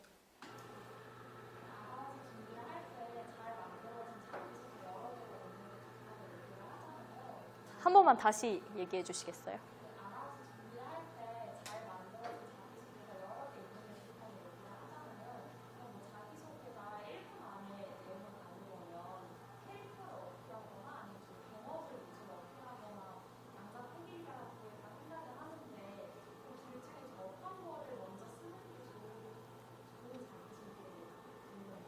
네. 그래서 제가 킬러 콘텐츠를 항상 얘기하는데 그냥 킬러 콘텐츠를 쓰면 되거든요. 왜냐하면 우리가 너를 왜 뽑고 싶은가에 대해서 아마 말해야 할 거예요. 자기소개에. 가장 내가 어필하고 싶은 걸 말해야겠죠. 그 강점이 결국엔 내 킬러 콘텐츠고 그걸 제일 먼저 말할 수 있는 기회가 그냥 1분 자기소개일 뿐이죠. 만약에 내가 1분, 저는 안 주어졌거든요. 그 어느 방송사에서도 저한테 1분 자기소개를 해보라는 적이 없었어요. 그래도 면접장에서 그냥 할 수 있는 제일 첫 질문에 저의 최고 강점을 말하겠죠? 그냥 본인이 가진 최고 강점을 경험에 녹여서 말하는 게 자기소개예요. 만약에 나를 내가 스스로 수식어로 말한다면 저는 거울 같은 사람입니다. 무지개 같은 조화를 이뤄내는 아주 하수의 방법이에요. 저는 아주 자소서와 이력서는 문과와 이과가 모두 쓰는 글이에요. 그 말은 어떤 글 실력도 보지 않는다는 얘기예요. 그 어떤 글 실력도 필요로 하지 않고 팩트 기반으로 써야 되는 게 맞는 거고 수식어와 뭉뚱그린 어떤 문학적인 표현이 들어가는 게 적합하지 않다는 얘기예요. 그거는 구체적인 나의 경험, 거기서의 성취를 이룬 방법, 그 구성으로 쓰시면 돼요. 그래서 내가 가지고 있는 강점을 보여주는 거예요, 그걸로. 만약에 어떤 비법서가 있는데 뭐 이런 거죠. 정말 잘못된 코칭의 예가 이런 거예요. 자기소개를 쓰는데 글에 임팩트가 있어야 되고 경험에 감동이 있어야 됩니다. 막 이렇게만 얘기해주면 정말 잘못된 코칭이에요. 임팩트를 어떻게 주느냐? 내가 가진 경험 중에 킬러 콘텐츠로 임팩트를 주고 그 글에서의 감동은 그 문체로 주는 게 아니라 거기서의 구체적인 성취, 내가 남들하고 어떻게 다른 식으로 접근을 해서 이 문제를 해결했는지를 보여줌으로써 감동을 이끌어내야 되는 거거든요. 이렇게 써야 한다고 말해줘야 되는 거예요. 자기소개를 쓰는 것도 똑같아요. 뭐 이거는 완전 킬러 콘텐츠까지는 아니지만 제일 최근에 어떤 승무원을 준비하시다가 지상직으로 이제 이직하시는 분의 자기소개를 해서 제가 기억에 남는데 그분이 승무원을 하시면서 가장 킬러 콘텐츠로 생각한 게 어떤 분이 그 화장실 테러를 하신 거예요. 그래놓고 이렇게 도망을 가셨는데 원래는 업체를 불러서 이제 업체를 부를 때까지 손님들을 기다리게 하고 해야 되는데 뉴욕행 비행기여서 만석이었기 때문에 이걸 정리를 하지 않으면 진짜 완전 혼돈 그 자체가 될 거라는 걸 예측을 했대요. 그래서 본인이 뭐 제일 높은 승무원 이런 거였기 때문에 그냥 다 문 잠그고 뜨거운 물 부어서 자기가 다 청소를 했대요. 그래서 그 컴플레인 제로로 원래 모든 비행기는 컴플레인 제로일 수가 없대요. 근데 컴플레인 제로로 뉴욕행 비행기를 착륙까지 마쳤다는 거예요. 얼마나 놀라워요. 그냥 별거 아니지만 자기가 뜨거운 물을 부어가며 했다는 게 바로 방법론이잖아요. 말하자면. 근데 그런 감동을 주는 게 글솜씨가 아니라 나의 행위, 나의 성취를 어떤 방법으로 구체화했는지를 보여줌으로써 주는 거거든요. 자기소개서 이력서는 그런 식으로 써야 돼요. 그 클래스 101 강의 그거를 수십 가지 사례로 말해주는 거라서 지금 아나운서의 사례가 기억이 안 나는데 근데 제일 최근에 한 건 그런 식인 거죠. 말하자면. 좀 이해가 되셨나요? 네. 그리고 마지막으로는 아나운서 준비를 할 때 필기 공부와 실기 공부의 비율이 몇 대 몇 정도로 가져가는 게 적합할지. 아나운서는 말하는 직업이기 때문에 실기가 100%에 가까울 정도로 저기 돼야 되고 공부는 그냥 항상 하신다고 생각하면 돼요. 그 아나운서 준비는 항상 하는 거고 필기 준비는 가끔 하는 거. 그렇지만 조금씩 가끔 하는 거. 근데 이게 진짜 아나운서 제가 다른 공부를 하면서 느낀 거지만 아나운서 준비에 있어서의 연필로 하는 공부는 정말 양이 적은 것 같아요. 그래서 제가 너무 작게 얘기한 걸 수도 있어요. 한 20%로 올릴게요. 그러면, 그러니까 남들은 많다고 생각할 수도 있지만 다른 공부들에 비하면 너무 적으니까 그냥 하루에 몇 시간씩 투자해서 하면 충분히 소화할 수 있는 분량이라서 실기를 난 이제부터 실기 시간이니까 실기 공부 이게 아니라 평소에 계속 훈련하고 제가 제일 많이 했던 거는 어떤 순간이 오거나 뭐 뉴스에서 손흥민 선수가 무슨 경기에서 골을 넣었어요. 그럼 집에서도 준비하면서 뭐 리포팅을 해보기도 하고 손흥민 선수 만나보겠습니다. 안녕하세요. 뭐 오늘 정말 멀리서부터 달려와서 이런 골을 했는데요. 그걸 아주 자세히 이제 내가 그 기사를 찾아보고 막 말을 여러 번 해본다든가 일상 속에서 미친 사람처럼 계속 말하는 연습을 하는 거예요. 딱 정말 뉴스 연습은 뉴스다 이러면서 그 시간에만 뉴스를 하는 게 아니라 TV에 뉴스를 앉아서 아빠랑 보고 있는데 저 사람 조금 잘하는 것 같으면 그 사람이 하는 말을 섀도잉을 한다든가 아니면 또 뭐가 있을까? 1분 자기소개도 평소에 그냥 차 타고 앉아서 가면서 멍하니 있지 말고 핸드폰 보지 말고 중얼중얼 내가 첫 문단 이렇게 하고 둘째 문단 이렇게 해서 하면 되겠다. 계속 머릿속으로 외우면 그 시간만큼 아껴지는 거잖아요.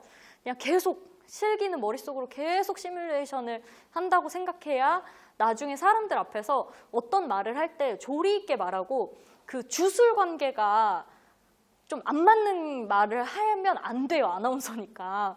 그거 굉장히 많이 보시는데 주술 관계와 어떤 문법적인 오류나 이런 것들은 평소에 내가 말하기로 극복해야 되는, 연습해야 되는 부분이기 때문에 가다가 갑자기 모르는 단어, 이 단어는 어떻게 쓰는 게 맞을까 항상 찾아보시고 장음도 한 1년 정도 매일매일 연습해서 찾아보면은 1년 지나면 이제 대부분의 우리나라 단어의 장음은 알게 되거든요. 그 정도 수준까지 가야 돼요.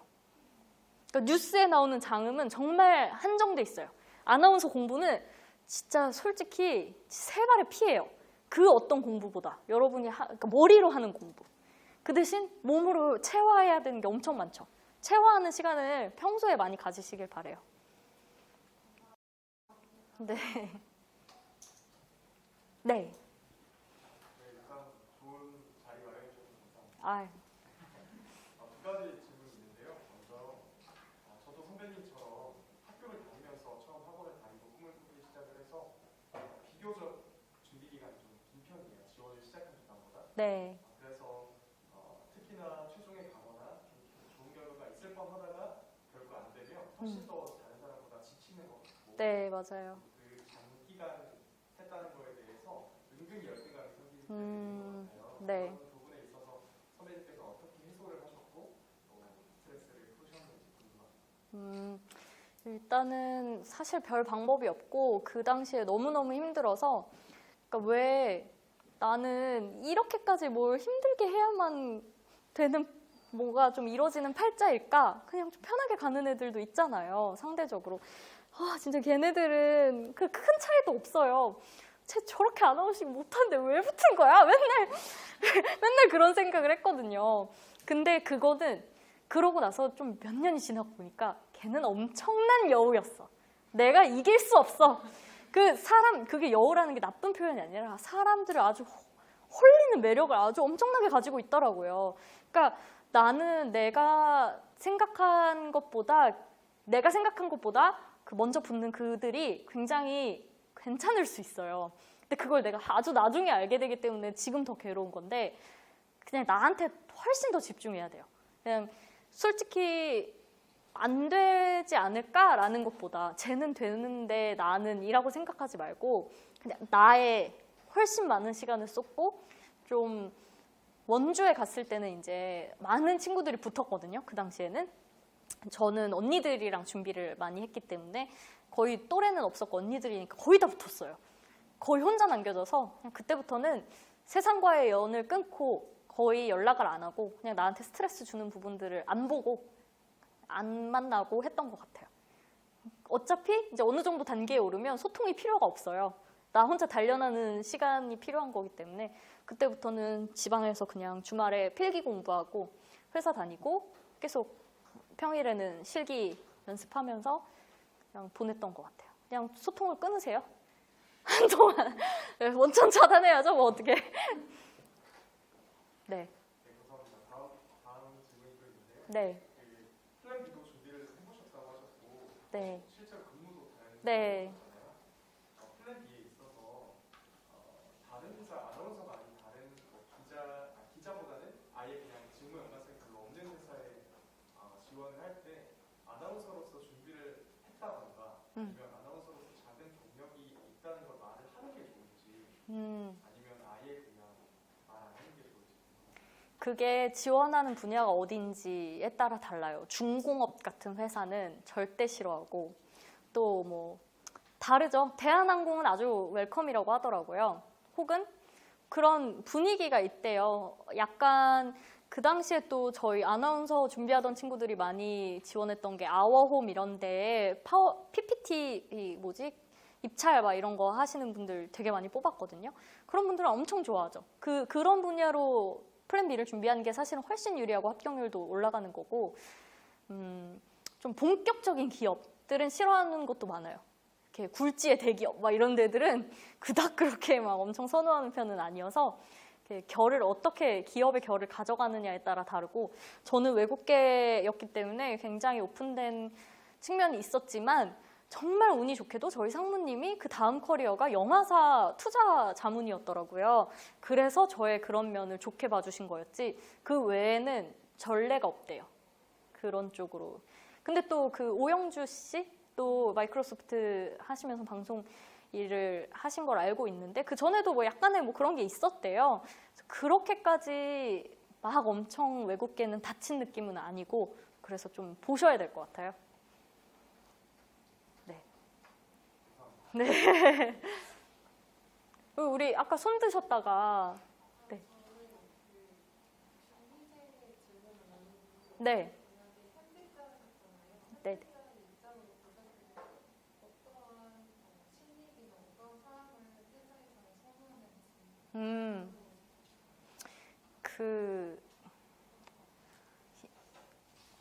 그거는 제가 막 딱 심사위원이 아니기 때문에 정말 마음에 들고 이제 뽑고 싶은 친구가 있었는데 면접에서 자기가 힘들었던 그러니까 아마 그 킬러 콘텐츠를 얘기하는 과정에서 그랬던 것 같아요. 추측은 이런 과정에서 이렇게까지 극복을 해서 내가 이 자리에 있다. 근데 약간 불우한 그 본인의 그런 경험 환경들을 이야기했나 봐요. 그리고 아나운서 준비가 길어지면서 본인이 겪었던 그 불행했던 일들을 극복하고 이 자리에 왔다 막 이렇게 했는데 저희 조항리 아나운서 아시죠? 그냥 세상 해맑은 그냥 아무 걱정이 없는 막 갑자기 이 엄숙한 분위기에서 혼자 헤드뱅잉을 막 하는 막 이런 친구였어요. 고민을 많이 했는데 내가 우리 사위를 드린다면 이 친구는 평생 우리 회사에서 정년까지 우리를 위해 충성할 것 같긴 한데 방송인으로 보면 또 내 사위로 보면 얘랑 같이 있을 때 더 기분이 좋지 않을까? 이런 생각이 들어서 끝까지 고민을 하다가 이 친구가 붙었다라는 말을 하셨어요. 근데 그 말이 의미가 있는 게 그분 결국에는 뽑는 분들은 다 우리보다 나이가 한참 많으시고 결국에는 이제 약간 그 밑에 세대 함께 지낼 아래 세대를 뽑는 느낌이잖아요. 그런 사람이면 어떤 느낌을 가진 사람이 좋을까라고 생각을 하면서 행동을 하면 조금 더 좋은 반응이 있지 않을까. 네. 네. 두 분 다 저희 할게요. 저는 그 KBS 아나운서로 일하실 때 얘를 좀 질문을 하고 싶은데요. 네. 아까도 그 프로그램 뭐 개선을 할 때 이미지에 따라서 개선했다고 하셨잖아요. 그 다른 이제 젊은 아나운서 분들도 그렇게 선택을 받아야 하는 것에 굉장히 뭔가 무력감, 뭐 힘듦을 느꼈다라는 얘기를 하시는 걸 본 적이 있는데 혹시 그 다른 프로그램도 다 그런 식으로 되는 건지 아니면 뭐 뉴스 같은 경우는 오디션을 보기도 하더라고요. 네네. 그런 시스템이 궁금하고 그때 하셨던 생각들. 그래서 제가 공부를 하는 이유도 있어요. 내가 선택하는 삶을 살고 싶다는 욕망이 강렬하고, 그러니까 근데 공기업의 그 달콤함은 굉장히 헤어나오기가 어려워요. 월급이 적느냐? 결코 그렇지 않아요. 아나운서는 그 회사 안에서도 꽤나 인정받는 직군이기 때문에 그 기본급은 같지만 진행비나 뭐 수당, 분장 막 이런 거 많이 있어요. 그래서 그런 걸로 퉁쳐지는 부분들이 많고 그런 마음이 솔직한, 이게 진짜 솔직한 마음이고 사실은 근데 그거에 대한 무력감이 있고 저는 아직 제가 젊다고 생각해서 한 번 더 스텝업 할 수 있지 않을까라는 마음 때문에 도전을 한 거지만 보통은 이쯤 되면 안정적인 가정을 꾸리고 이제 그런 걸 원하기 때문에 거기서 오는 무력감이 좀 희석되죠. 말하자면 이제 거기서 조금 멀어지고 그거에 대한 욕심보다는 어떻게 보면 근데 20대는 기회가 많이 주어지거든요. 그래도 상대적으로 다양한 걸 시도해 볼 수 있게 왜냐하면 그 기회가 많을 때는 운 좋게 이렇게 들어갈 수 있는 경우도 있거든요. 이날 얘가 스케줄이 있어서 안 되네? 그럼 네가 한번 시사를 해. 이런 식으로 될 때가 있기 때문에 또 그때 잘하면 섭외가 물밀듯이 또 그쪽으로 들어와요. 다 방송국이 작으니까 사람들 풀이. 그래서 뭐 한번 치고 나갈 기회가 아예 없는 건 아니고 내가 원한다면 그러나 이제 어떤 큰 틀은 어느 정도의 흐름은 예측할 수 있다라는 의미로 받아들이시면 되고 욕심이 있는 시기에는 해볼 수 있고 영원히 주어지는 건 아니다 정도로 생각하시면 될 것 같습니다. 네. 혹시 아나운서 준비를 하시기 위해서 대학생 때 어떤 대외 활동을 하셨는지 여쭤보고 싶고 그다음에 정말 그게 아나운서 면접 때 대학생 대외 활동이 중요하게 작용하는지 거의 중요하지 않고요. 그러니까 그 대외 활동보다는 실무에 가깝게 그 조금 더 현직자들이 보기에 대단한 거는 인턴, 뭐 못해도 그 분야에서 정말 돈 받고 일한 거 거의 나중에는 돈 받고 일한 거가 최고예요. 그래서 여러분들한테 플랜 B로 무조건 다른 거 막 자잘한 거 생각하지 말고 알바라도 하라고 하는 이유는 거기서 그냥 정말 커피만 탔더라도 그 현장을 내가 한번 경험해봤다는 건 진짜 비교할 수 없거든요. 안 해본 사람이랑. 엄청난 차이를 만들어요. 그 최소한의 일머리를 이 바닥은 이렇게 굴러가니까 지금 내가 눈치껏 이렇게 해야겠다는 막내에게 필요한 그 일머리를 만들어준단 말이죠. 그러니까 크게 어떤 대외 활동에 집착하지 마시고 제가 제일 후회했던 건 미인대회. 전혀 쓸모가 없어요. 하등에. 그리고 그렇게 막 엄청 웅장하지 않았어요. 그래서 그거 나중에 기사도 나고 했더라고요. 그냥 마음속으로만 추측하고 있었는데 그러니까 뭐 그런 이렇게 자잘한 대외 활동 신경 쓰지 마시고 오히려 그냥 그 시간에 필기 공부하시고 내 아나운싱 연습하시고 빨리 어디 일자리 알바라도 좋으니까 그런 것들 많이 경험해 보시면서 그런 업무 스펙을 쌓으시기를 추천합니다.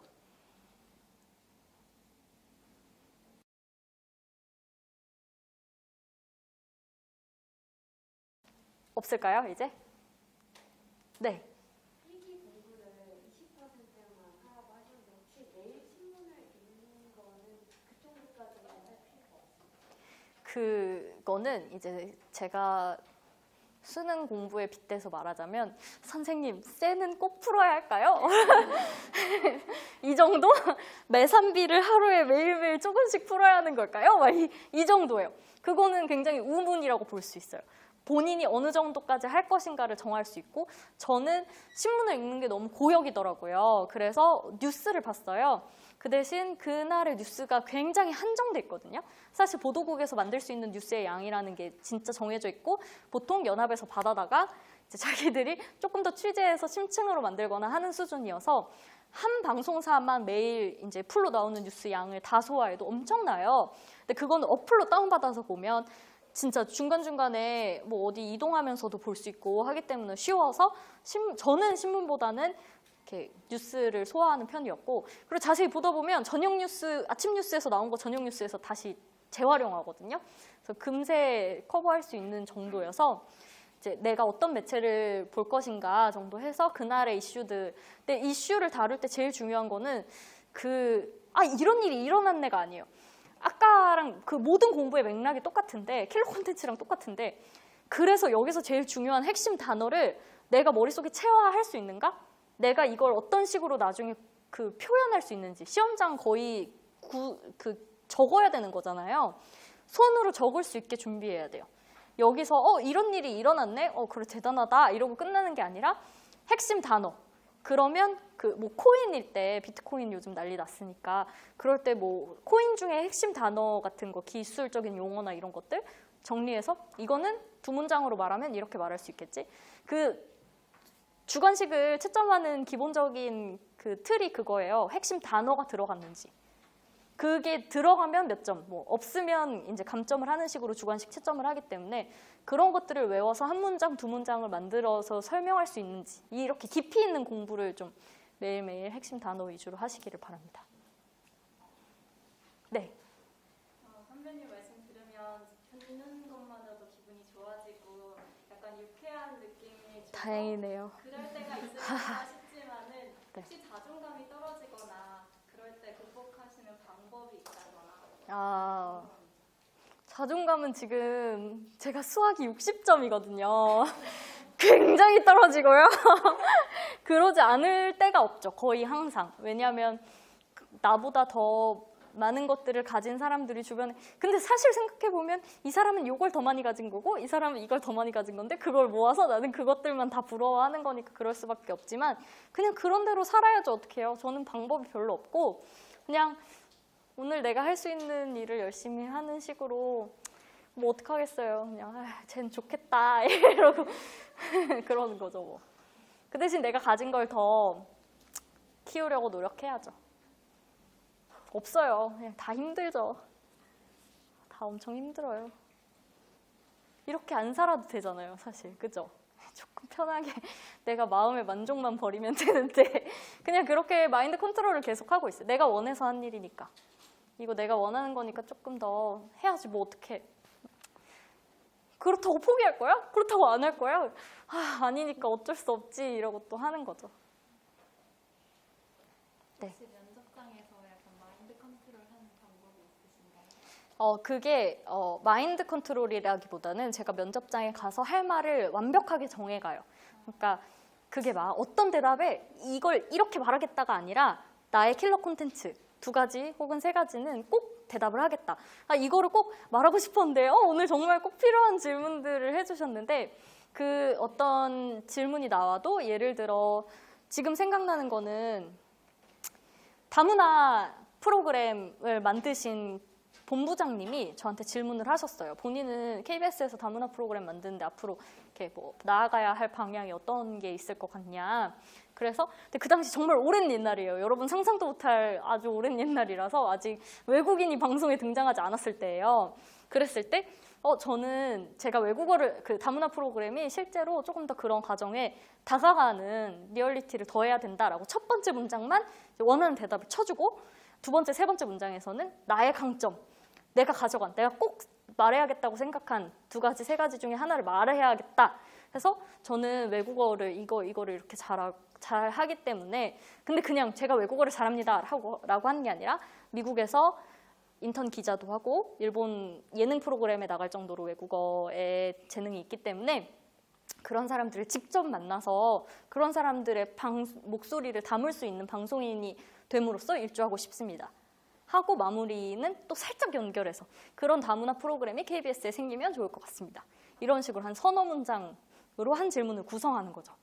이런 식으로 킬러 콘텐츠를 꼭 말해야겠다는 걸 하고 나잖아요. 속이 시원해지면서 그 다음 질문부터는 조금 더 마음 편하게 하고 그 이후에는 이 사람들 어떻게 하면 한 번이라도 웃기고 내가 이 시간을 마무리할 수 있을까? 이게 막 개그맨처럼 웃긴다기보다는 그냥 제가 왜 저럴까? 이런 피식이라도 할 수 있게 참 귀엽다. 그냥 이렇게 할 수 있는 그런 분위기를 만들려고 노력을 하는 편이에요. 그러다 보면 이제 소원 목표, 작은 목표들이 이렇게 생기기 때문에 그 시간에 다른 생각을 할 수가 없어요.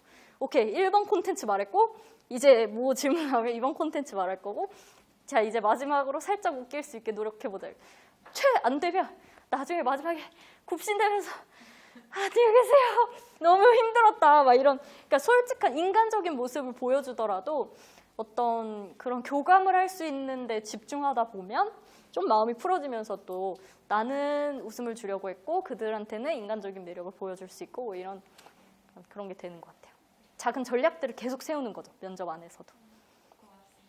네. 네. 짧게 여쭤볼게 하나 있는데 제가 긴장을 하면 이렇게 웃음이 잘 묻어서 안 나오는 편인데 그런 면접이나 이럴 때 빵긋빵긋 계속 웃는 게 많이 중요한가요? 어떻게 웃을 수 있는지 아니 꼭 웃어야 되는 건 아니죠. 그냥 그게 더 이상할 수도 있잖아요. 인간적이지 않을 수 있잖아요. 약간 로봇같이 계속 나를 보고 웃고 있는다는 사실이 어떻게 보면 조금 무서울 수도 있는데 그냥 자연스럽게 우리가 말할 때 호감을 가지고 말하는 상대를 대하듯이 하면 되지 그렇게 막 엄청 인위적인 미소를 계속 지어야 된다는 부담은 안 가져도 될 것 같아요. 네. 시간 거의 다 됐죠? 괜찮으신가요? 더 질문 있으신가요?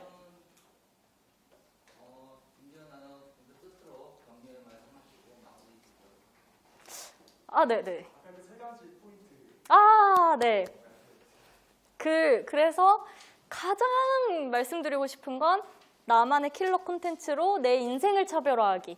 그냥 아나운서로 사는 것 자체가 아니라 차별화에 대해서 평생 끊임없이 고민하기. 나는 남들과 어떻게 다른 식으로 대체할 수 없는 인간이 될 것인가. 제일 자존감이 떨어질 때가 그거예요. 언제든지 내가 다른 일을 하면서 업무를 하면서 자존감이 떨어질 때가 언제든지 내가 다른 사람으로 대체될 수 있구나. 내가 없어도 너무나 잘 굴러가는구나. 그거를 막을 수 있는 나만의 무언가를 꼭 가지기. 항상 고민하고 그 어떤 순간순간마다 단계가 오거든요. 이럴 때는 이렇게 다른 걸 고민해야 되고 이럴 때는 지금은 이제 아나운서 준비생으로서 그 다음에는 뭐 프로그램을 맡을 때 나는 어떤 캐릭터를 가져갈지 막 이런 식으로 단계마다 있으니까 그걸 항상 고민하면서 그 다음 단계는 내가 다음 커리어 아나운서 하고 나면 뭐 이렇게 가르치는 일을 할 수도 있고 이렇게 추가로 방송을 하면서 뭐 그런 것들을 나는 어떤 식으로 남들과 다른 나만의 재능을 펼쳐나갈 것인지를 끊임없이 고민하시는 삶을 살기를 바라고 두 번째는 플랜 B. 정말 중요합니다. 아나운서 시작과 동시에 항상 끊임없이 하시길 바랍니다. 그리고 세 번째는 머릿속으로 시뮬레이션. 이것도 정말 중요한데 그냥 막 어느 한순간에 준비해서 막 하루에 1시간, 하루에 2시간만 공부 이게 아니에요. 자전거 타기와 운동하기라고 생각하시고 머릿속으로 항상 그림 그리고 아나운서가 됐을 때의 나의 모습을 상상하면서 그거에 맞춰서 요즘 공부할 때 사람들이 항상 저한테 물어보는 게 어떻게 그렇게 하루 24시간 내내 허리를 펴고 있을 수 있느냐. 왜냐면 난 너무 간절하게 아나운서 준비를 해서 매일매일 허리 펴는 연습을 했어요. 남들하고 다르게 딱 봐도 저 사람 약간 뭔가 다른데? 라는 느낌을 줘야만 합격하거든요. 그거는 내 태도에서 나오기 때문에 머릿속으로 목구멍이 커지는 상상도 하고 항상 내 척추, 5번 척추와 3번 척추가 서 있다는 상상을 하면서 허리를 폈어요. 그런 그림을 계속 그리는 연습을 하시기를 바랍니다. 네, 끝입니다. 수고하셨습니다.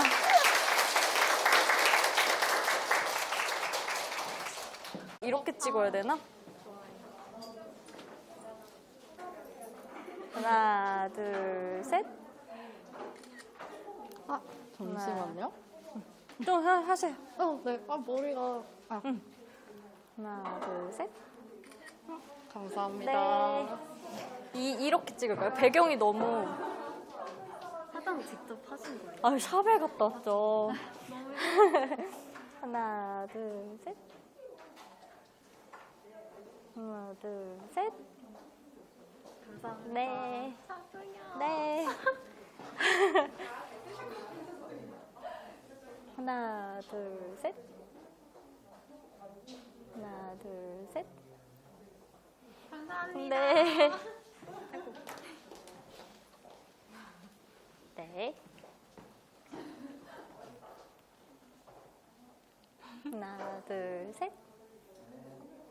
한 장 더. 하나, 둘, 셋. 감사합니다. 네.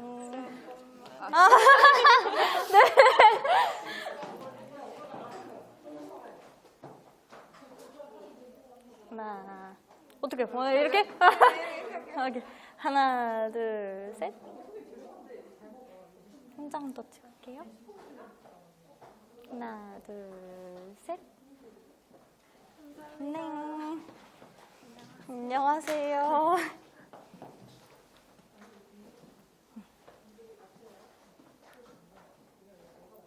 하나, 둘, 셋. 네. 안녕하세요. 한 번만 닦아주시. 네. 엄청 선.